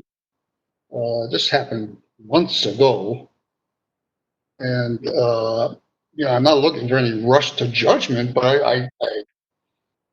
and unless one's been vacationing on Pluto, we're all well aware that these incidents are happening, and when they've happened in Milwaukee and Atlanta, action's been taken within a matter of days. And here we are months down the line, and people are questioning, you know, what's going on, and I don't have any answers, and I'm just wondering why it's taken so long for the state to make any kind of a move at all. And if there's anything we can do to expedite it. Yeah, our state has a process that works like this. The governor appoints something they call the claims commissioner. So there was a time in history, there's an old expression in the law, you can't sue the king unless the king gives its permission. And that's basically, you start out with that premise with government. You can't sue government until the legislature gives you permission to sue government. So the state has set up a system long ago where the governor appoints a claims commissioner to the 4-year term, and there's a whole claims commission office. And the purpose of the claims commissioner is to review claims, and that's what this would be, is a claim. And they review the claims, and they decide whether or not the claim has merit, it should be paid, or they instruct the party making the claim that they don't feel they're in a position to make payment, and then the party brings a lawsuit. Secondarily, obviously, the Attorney General's office represents anybody who'd have exposure or potentially has exposure as a state trooper. So they would be a body that's administering that side of the coin. All I can do for you, I'm not somebody who passes the buck, so I could just say to you, well, that's the state. You're on your own. I don't have a problem making a request to see what information they would be willing to give out, or if I can get an answer to that question. But obviously, I don't control that side of things. It is a lengthy process. I can tell you a case that I was peripherally involved in, and it involved a young lady who was being transported by the marshal's office with other male prisoners, which is something they'll never do again. And she was assaulted in that vehicle on her way to court. That's another case where it was eventually resolved, but it wasn't resolved in 2 or 3 months. It does take a little bit of investigatory time, even though, it's hard. It was hard for the state to say they didn't have some liability in the end. And, I think I wouldn't speculate on this case. The state, I would assume, is taking the position they have no liability, but I don't know that for fact. But I'd be happy to inquire from the claims commissioner and from the attorney general if, they can share exactly what kind of timetable they think to get any sort of definitive response concerning this matter. Thank you. Is there any other unfinished business? Councilwoman Hosky? Hi, Lee. Could you possibly give us an update in regards to the pension study for the West Haven PD and the parking study? Are we able to send that back out? Or is it kind of on hold for a while? No, concerning the pension study, we got 3 bids that were all over bid. So we did 2 things. We were trying to negotiate with one of the, I'm getting confused. I'm sorry. Let me start again. The pension study, we had no bidders. So what I was trying to do is reach out to an individual who helps us with our police negotiations because they did pension analysis to see if he would forward me that name. And I've been working with that group. I've been provided with information from Milliman. So I think we're going to be able to put together some data, even though we didn't have a bid. But I have talked with, as you know, our bid purchasing person is doing 2 jobs, but he will be resubmitting the pension study. I gave him some places, some publications where that could be resent where we didn't send it before. And I told him to either get prices or to see about online. So we're going to try to get more exposure to it to see if we can get more interest. And I assure you that will happen in the next 2 weeks. As to the parking study, the only problem, the parking study came in with 3 bidders all over bid. We were going to negotiate with the low bidder. I did think it was prudent to put it on hold. If you look at parking revenues in municipalities, pretty much nationwide, but especially locally, even in New Haven and in Hartford, the parking revenue plummeted because, of course, there wasn't a lot of business activity. I think we have a better sense now of the direction we're going in. Obviously, we're not at full tilt, but there may be enough. We may be in a position where there's enough data to try to do the parking study, and I'm going to try to push that along because I think there are some things that are going to happen where we're going to want a revenue source in place. But I'll give you an example of how it's complicated because it's come up in your council meeting tonight. I mean, you have residents that are down near the beach, and we're trying to limit social distance people. So we're not in a position to maximize revenue down the beach. We also don't want to harm existing residents who pay taxes to pay for parking. So we have this COVID thing has really complicated the parking situation. Now, there are other parts of the city, though, and I'm not going to disclose now where they are because I'll bring them back before you, that I don't think COVID will impact it. And so we might have to do this a little more in stages than I would like. I would have rather it been more pronounced, but we may do it in stages. But I would say if we do it in stages, it will be with the commitment that it is going to be citywide because I don't want people in a particular area thinking they're, being unnecessarily picked upon. But it's just the way COVID is, there are places where we should put, and we can put parking in place, I think, and a study would reinforce that if I'm correct.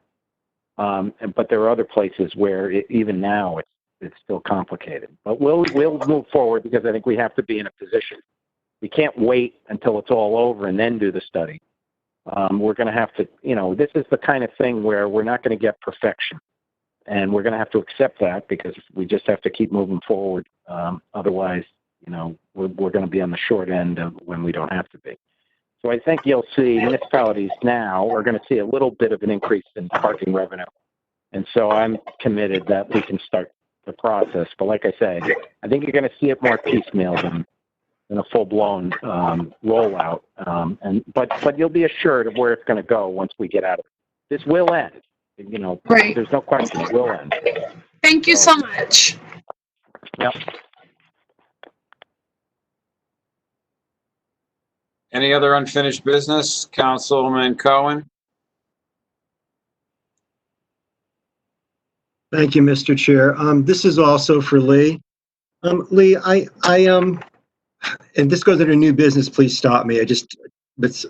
I read in the Register earlier this evening a potential problem. You know, basically the village association regarding the library.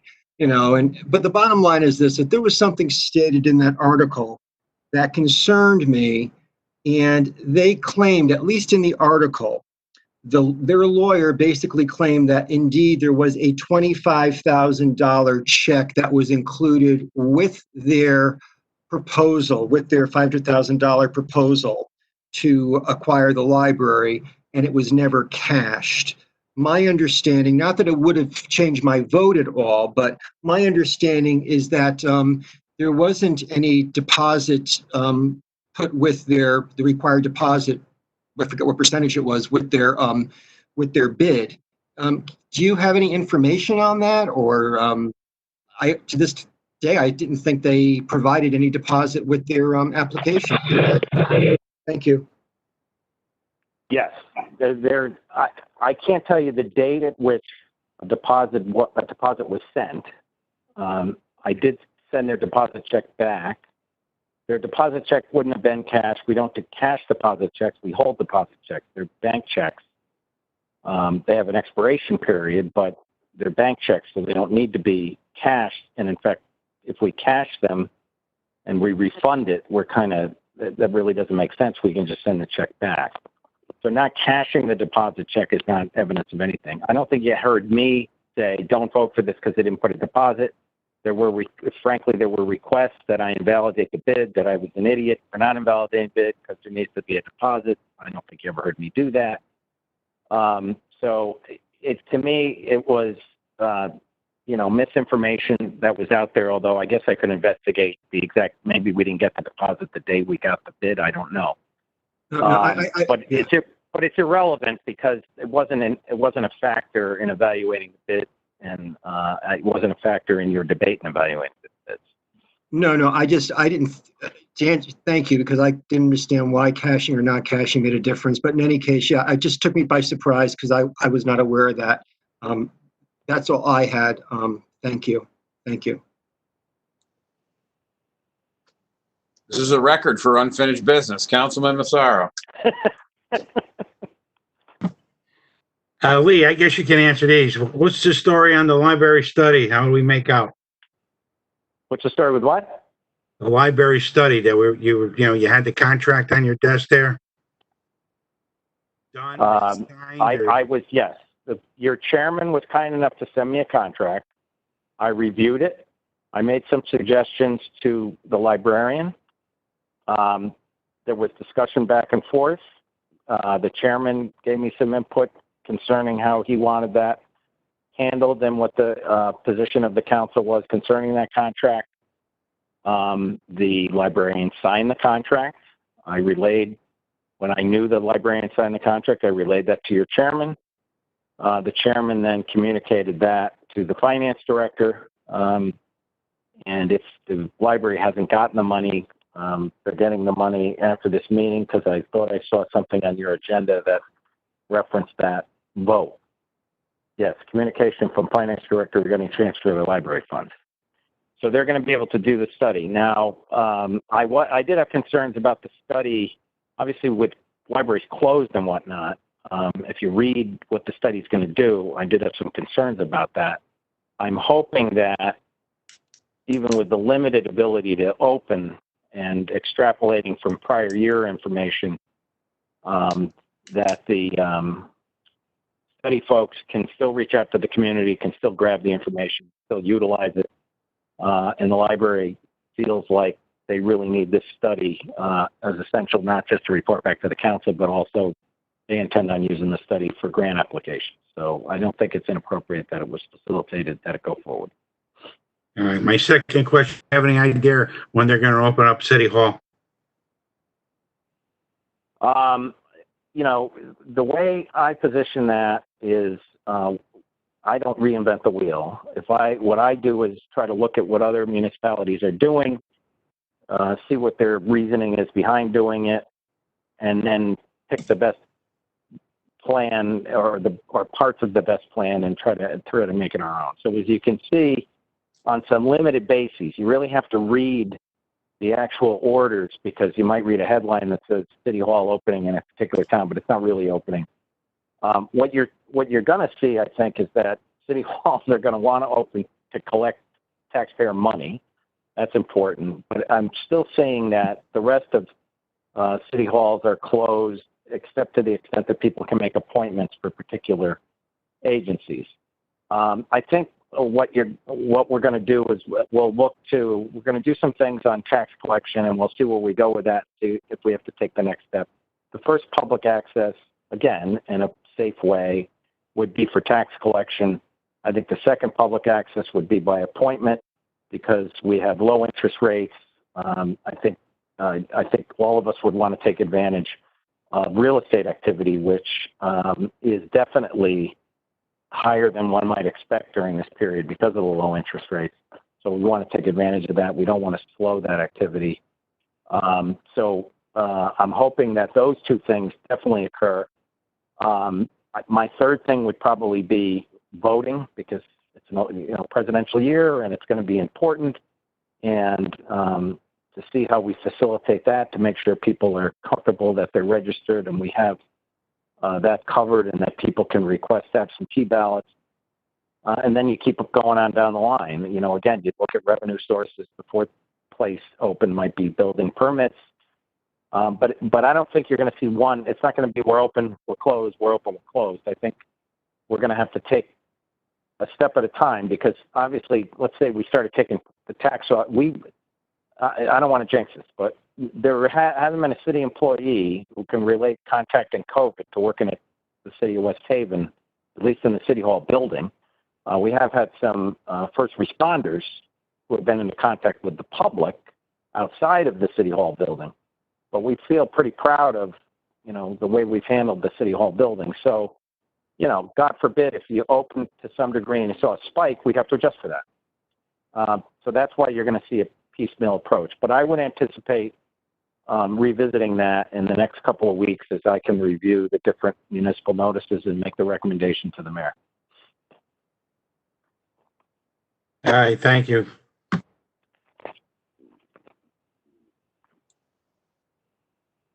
Councilwoman Hamilton. Frank, are you still awake?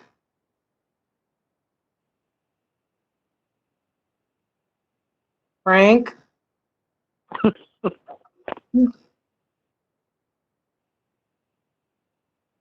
Sorry, I'm here, just on mute.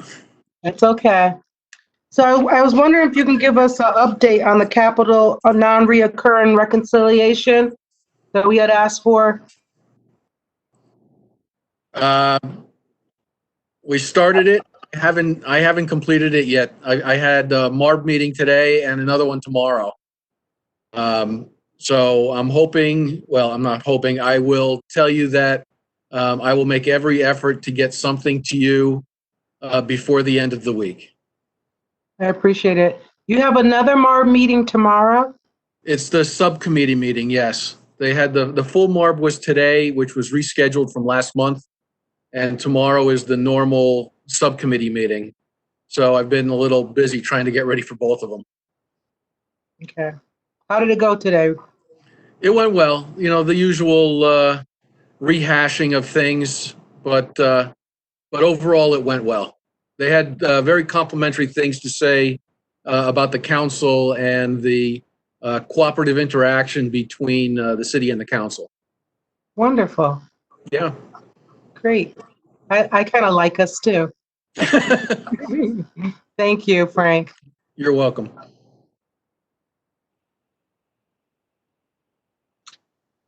Any other unfinished business?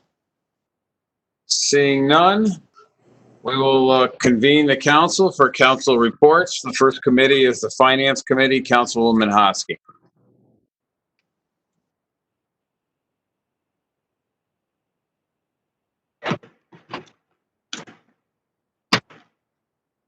To the Honorable City Council of the City of West Haven, your Committee on Finance, to whom was referred the matter of the federal COVID-19 funding allocation, reports that the committee met on the 22nd day of June 2020 to consider said matter. It is the unanimous opinion of the committee that the following motion be presented.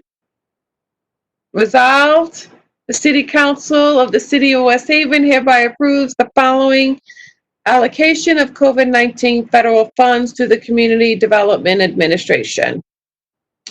4501, West Haven Human Resources Emergency Funds, $30,000.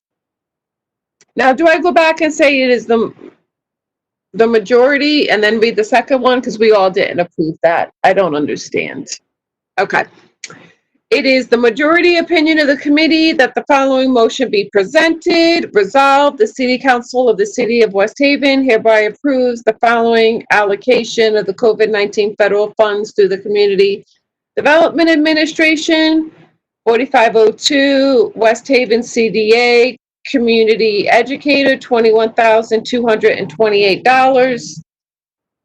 It is unanimous opinion of the committee that the following motion be presented. Resolved, the City Council of the City of West Haven hereby approves the following allocation of COVID-19 federal funds through the Community Development Administration. 4503, Board of Ed sneeze guards in the amount of $6,453.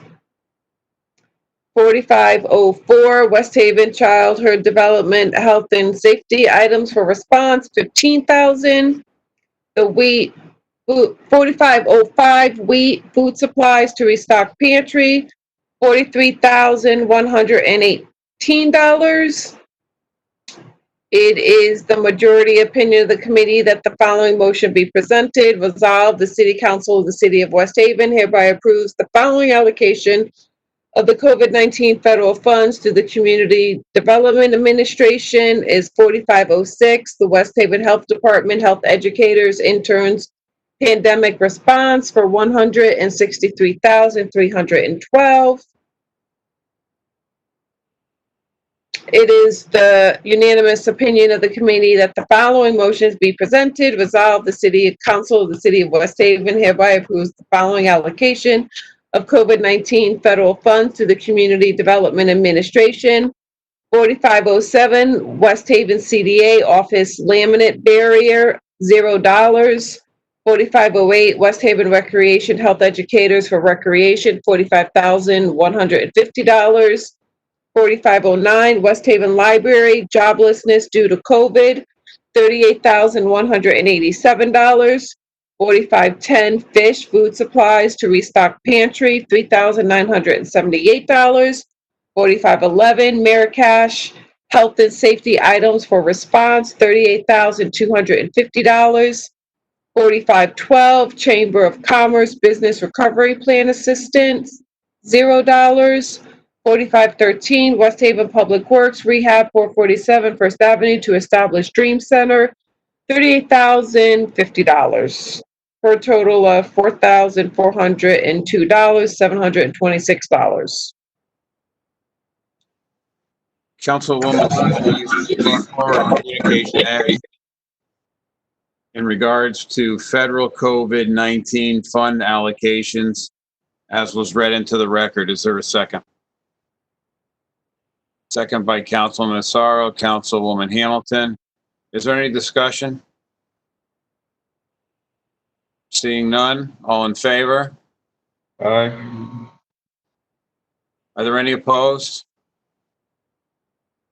Any abstentions? I abstain. Councilwoman O'Connor abstains. Motion passes by majority.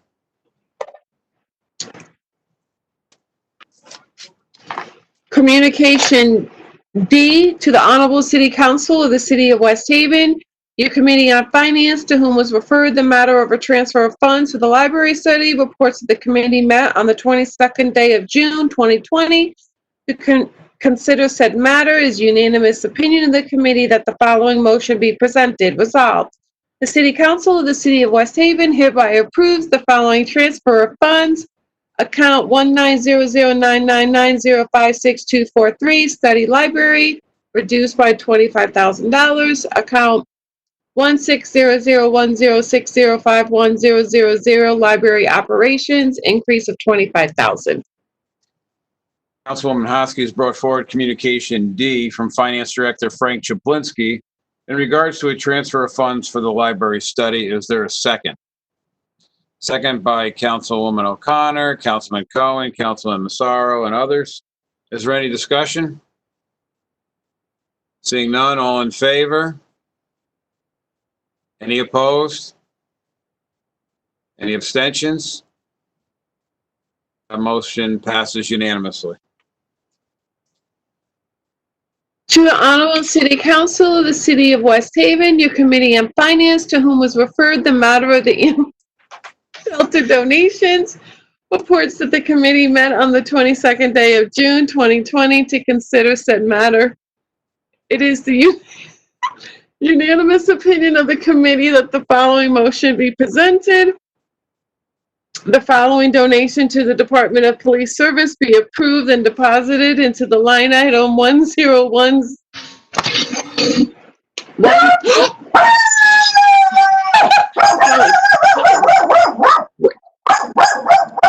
Toby, I can't get it to stop. Will you stop?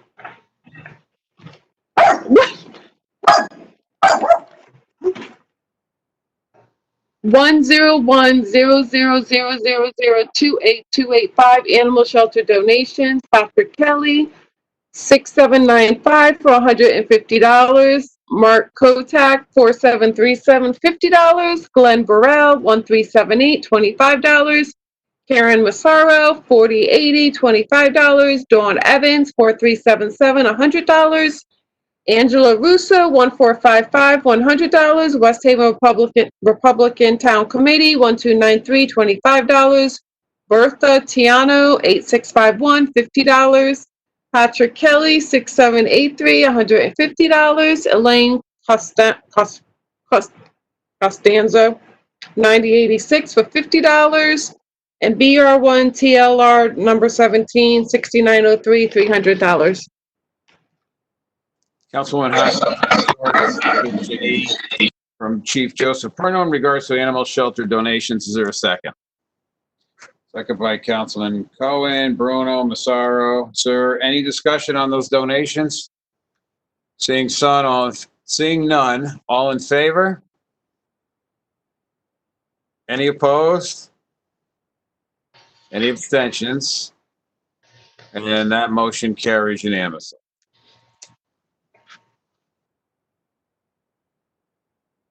I almost poked myself in the eye. Oh my God. Oh, I'm not muted. Oh my Jesus. To the Honorable City Council of the City of West Haven, your Committee on Finance. Your Committee on Finance, to whom was referred the matter. That's not me. Committee on Finance, to whom was referred the matter of a transfer of funds for the purchase of 22 College Street, reports that the matter met. Is it? Yeah. The reports that the committee met on the 22nd day of June 2020 to consider said matter. It is unanimous opinion of the committee that the following motion be presented. Resolved, the City Council of the City of West Haven hereby approves the following transfer of funds. Account 1900999056010, unallocated contingency, reduced by $5,000. Hold on a minute there, Councilwoman. Yeah, why is this mine? You big waiver. That isn't yours. I was like, yeah, that's not it. You're looking for communication I. Oh, I know, but this just says F finance. That's why Oh, okay. I'm. That's why I was like, why does it say that? Okay. Aye. To the Honorable City Council of the City of West Haven, your Committee on Finance, to whom was referred the matter of the bid waiver, reports the committee met on the 22nd day of June 2020 to consider said matter is unanimous opinion of the committee that the following motion be presented. Resolved. The City Council of the City of West Haven hereby approves a bid waiver for the emergency basketball court repairs at the Nike site. The contract shall be awarded to Hinding Tennis LLC of West Haven for the amount of $42,302. Councilwoman Hosky is brought forward communication from Commissioner Thomas McCarthy in regards to a bid waiver. Is there a second? Councilman Cohen, Councilman Bruno, Councilman Donovan, is there any discussion on that? Seeing none, all in favor? Any opposed? Any abstentions? Motion carries. And that's all that I have. Thank you, Councilwoman Hosky. Next up is the Public Works Committee, Councilman Cohen. To the Honorable City Council of the City of West Haven, your Committee on Public Works, to whom was referred the matter of a Regional Water Authority resolution, reports that the committee met on the 22nd day of June 2020 to consider the said matter. It is the unanimous opinion of the committee that the following motion be presented. Resolved, whereas the South Central Connecticut Regional Water Authority, as agent for the South Central Regional Council of Governments and participating municipalities, has undertaken the permitting, construction, and operation of a regional facility for the collection of household hazardous waste and conditionally exempts small quantity generator business waste at its headquarters at 90 Sergeant Drive in New Haven. And whereas the municipalities participating in the facility are able to have residents drop off their household hazardous waste on Saturday mornings from 9 a.m. till noon, and conditionally exempt small quantity generators to deliver business waste on Saturday mornings by appointment from 7 a.m. to 8:30 a.m. from spring through fall for proper processing, transportation, and disposal. Whereas the facility is owned, managed, and operated under the supervision of the South Central Connecticut Regional Authority for the benefit of the participating municipalities. Now, therefore, be it resolved by the City of West Haven that the City of West Haven declares its commitment to continue participation in the Regional Household Hazardous Waste Collection Center for a minimum 3-year period, July 1st, 2020 through June 30th, 2023, and confirms its intent to contribute financially for the operation, processing, transportation, and disposal of household hazardous waste. The City of West Haven authorizes its mayor to enter into this agreement with the South Central Connecticut Regional Authority for the operation of the facility. Such agreement will permit the authority to act as its agent to maintain the facility, contract with the vendor for the transportation and disposal of the hazardous waste, to receive financial support from grant sources, to enter into agreements with the municipalities, and to operate the facility. Invoicing will be based on a 2-part formula. Part 1, the annual operational costs are based on a number of 1- and 2-family house units in West Haven. And Part 2, annual transportation and waste disposal costs are reported by residents' usage. This resolution shall be effective July 1st, 2020 through June 30th, 2023. You're kind of garbled, Councilman Cohen. Would you mind repeating that? Councilman Cohen has brought forward communication C from Mayor Nancy R. Rossi in regards to the Regional Water Authority resolution. Is there a second? Second, Councilwoman Hamilton. Is there any discussion? Seeing none, all in favor? Any opposed? Any abstentions? Motion carries. Just a point of information on the agenda, communication H is showing under Public Works. That is Public Lands Communication, so just an error in the agenda. Thank you, Councilman Cohen. Next up is the Public Lands Committee, Councilman Donovan. Thank you, Chairman Quagliani. To the Honorable City Council of the City of West Haven, your Committee on Public Lands, to whom was referred the matter of renaming Hubbard Nature and Recreation Center, reports that the committee met on the 22nd day of June 2020 to consider said matter. It's the unanimous opinion of the committee that the following motion be presented. The Public Lands Committee would like to present for first review the renaming of Hubbard Nature and Recreation Center to Hubbard Farms Park.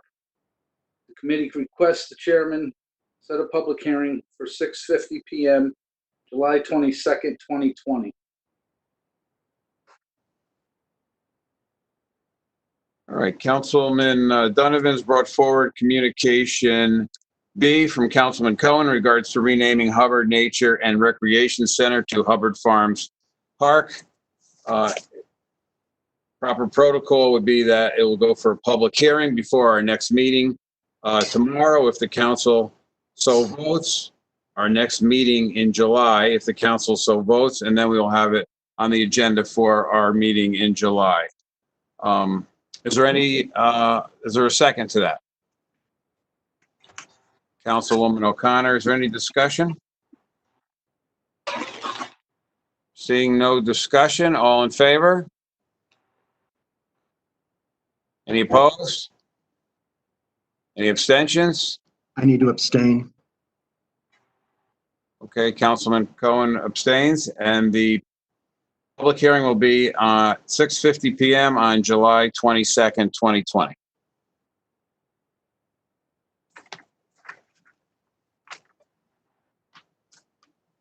The Honorable City Council of the City of West Haven, Communication F. Your Committee on Finance, to whom was referred the matter of a transfer of funds for the purchase of 22 College Street. Reports that the committee met on the 22nd day of June 2020 to consider said matter. It is unanimous opinion of the committee that the following motion be presented. Resolved, the City Council of the City of West Haven hereby approves the following transfer of funds.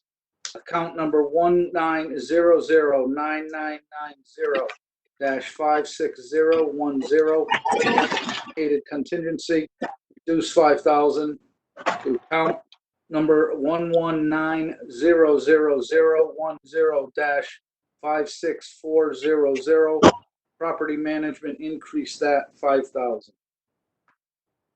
Councilman Donovan has brought forward communication F from Finance Director Frank Chaplinsky in regards to a transfer of funds for the purchase of 22 College Street. Is there a second? Second, Councilman Conlon. Is there any discussion? Seeing none, all in favor? Any opposed? Any abstentions? Motion carries. Communication H to the Honorable City Council of the City of West Haven. The Committee on Public Lands, to whom was referred the matter of renaming Chamber of Commerce 3rd Avenue Park, reports that the committee met on the 22nd day of June 2020 to consider said matter.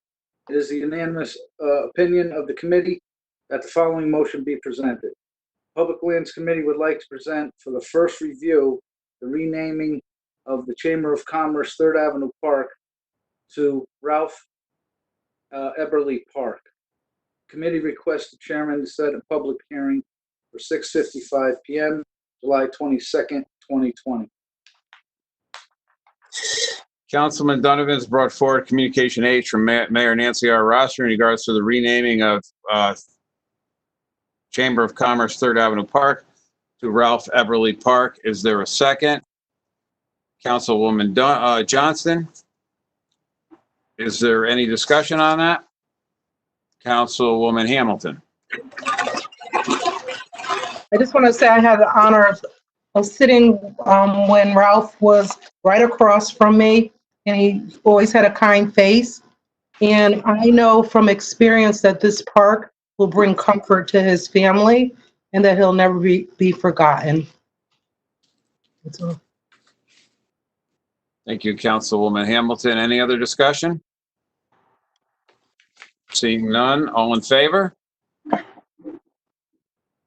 there any opposed? Any abstentions?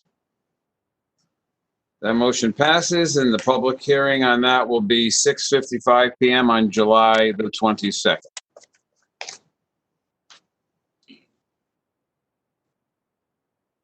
Thank you, Chairman. Thank you, Councilman Donovan. Next up is the Legislative Matters Committee, Councilman Galignano. Thank you, Chairman. To the Honorable City Council of the City of West Haven, your Committee on Legislative Matters, to whom was referred the matter of amending City Ordinance 156-2, subsection B. Reports that the committee met on the 22nd day of June 2020 to consider said matter. It is the unanimous opinion of the committee that the following motion be presented. The original section states each non-resident owner or agent in charge of the city shall pay a fee of $100 for each initial registration and a fee of $20 for each notice of residential address change. This will be a yearly practice to the city.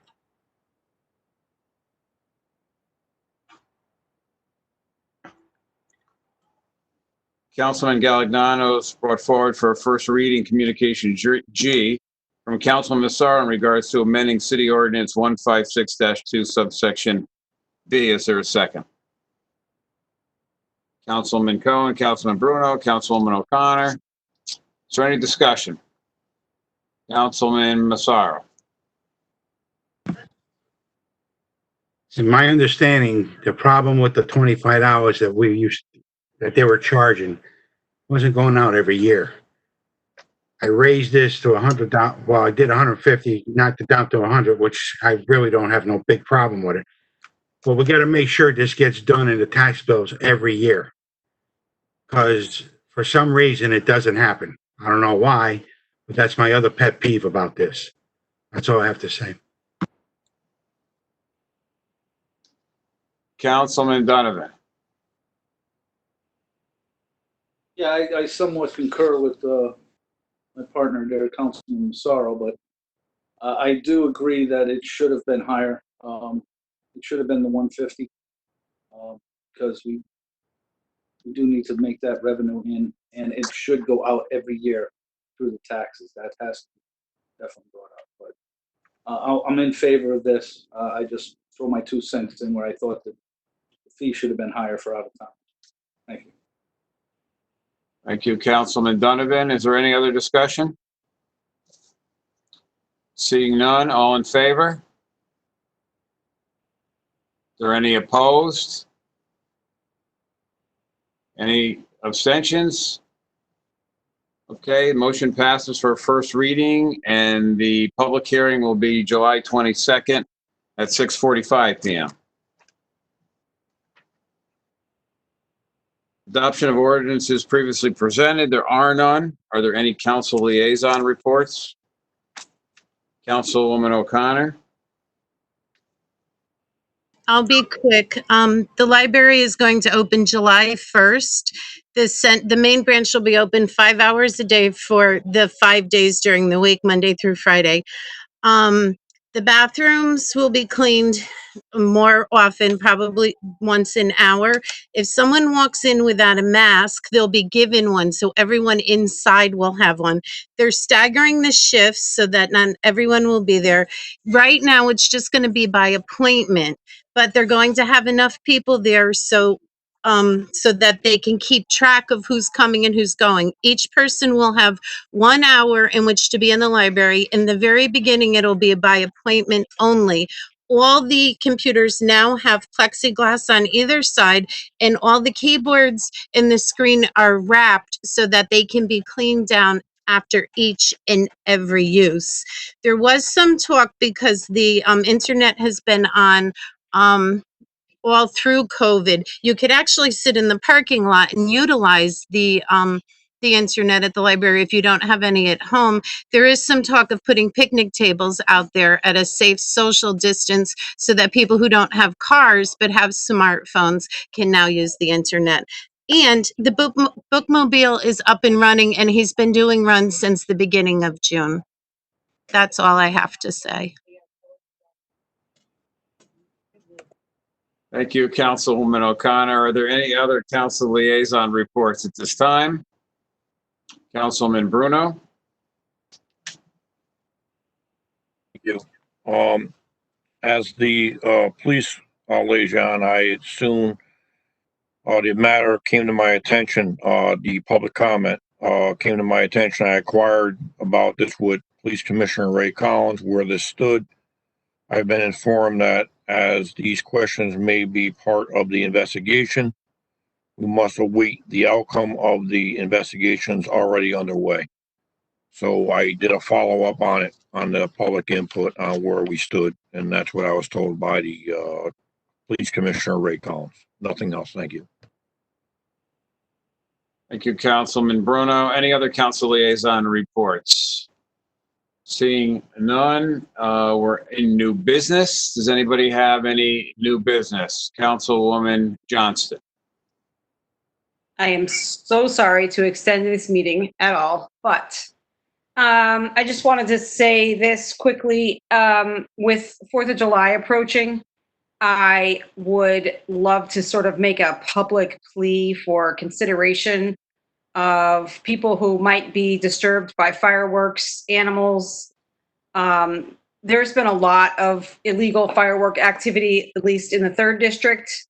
You know, I don't know if it's appropriate, but I'm wondering if we could maybe write a letter as a unified council to ask the public to be considerate, maybe published in the Voice or just in general, posted somewhere. But I just wanted to say that on the record. I've gotten lots of constituent phone calls about fireworks as well, and about animals being disturbed, but I also know it's upsetting to some people. So I just wanted to say that.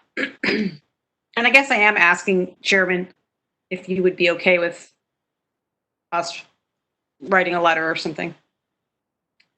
Does anybody have any opposition to the council putting an informational letter in the Voice regarding the sensitivity to certain individuals and animals with fireworks, and to ask them to be a little bit more recognizing of their neighbors around them?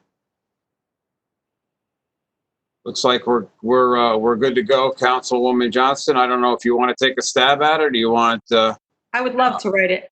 I would love to, and I will run it by you all for edits. So yeah. Very good. Thank you.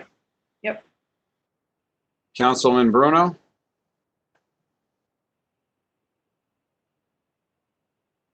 Thank you, Mr. Chairman. Just quickly, I would like to piggyback off of what Councilman Massaro said. We have to get the city hall open. I'm getting numerous complaints on all aspects of it. I know that Lee has touched on it. Milford, you make an appointment to get business done. Same thing in East Haven now. We must move on getting the city hall open. I think it's gone too far, and I would just like to bring that out under new business. Thank you. Thank you, Councilman Bruno. Any other new business? Councilwoman Finelli. Thank you, Chairman. And I also apologize for extending this meeting any longer, but I have had constituents reach out and just express their support of the police department potentially or hopefully adopting the 8 can't wait policies that just have to do with, has nothing to do with defunding the police in any way, but it just has to do with adopting policies that are nonviolent and de-escalating situations and, not using force if it's not necessary or having to report when force was used. And that was not a reflection of any wrongdoing that anyone thought our police department has done. I think this weekend we saw a great example of the wonderful police that we do have in West Haven, but I think it's just more about being proactive to take measures to make sure that we don't get into, brutality situations down the road, especially in light of the rally that we had a few weeks ago that was very well attended. And, we had the support of the police department at that too. So I just think we would be a little tone deaf at this point to not kind of take that a step further and make sure something was being done about it. I know the mayor wasn't here tonight to answer questions on it. And I know we've heard that she is looking into doing something. So I just wanted to address this tonight and put it out there because, people have reached out about it and hopefully we can continue to talk about it down the road. Thank you. Thank you, Councilwoman Finelli. Councilwoman McGee. I'm sharing this on behalf of the younger constituents who send me messages. A lot of city councils all around the nation, as well as here in Connecticut, have declared racism a public health crisis. It meets 4 requirements of the CDC. It places a large burden on society that continues to increase. It impacts certain parts of the population more than others. There's evidence that there's preventative strategies we can do to stop it, and that has yet to happen. So I just wanted to share that with you all today because I think it's something that we can all reflect on and think about what we can do in the future to make sure that we're preventing um, systemic racism here in West Haven. Thank you. Thank you, Councilwoman McGee. Is there any other new business? Councilman Massaro? I don't know if this is under new business or liaison, but the green down in Allentown look real good, doing a great job on it. But the Laney place, I knew there was going to be a problem with it, and I was watching it as they're building it. I got with Mr. Carney and possibly the engineer down at Parkview. He made Selene Place too small for a ladder truck to turn in there. The chief and myself and Ken Carney and the engineer are going to meet there tomorrow. It's going to have to be widened. They made it too small, and there's no way our ladder truck, or if West Haven comes in there to protect that building, will ever make that swing. So I just want to give you a heads up. You might get some repercussions about it, but that's what's going to happen. Not wide enough. Well, Thank you, Councilman Massaro. Is there any other new business? Seeing none, we'll take a motion to adjourn. By everybody. Second, by everybody. We're adjourned. Good night, everybody. Hey, everyone. good night. You can sleep now, too. Good night.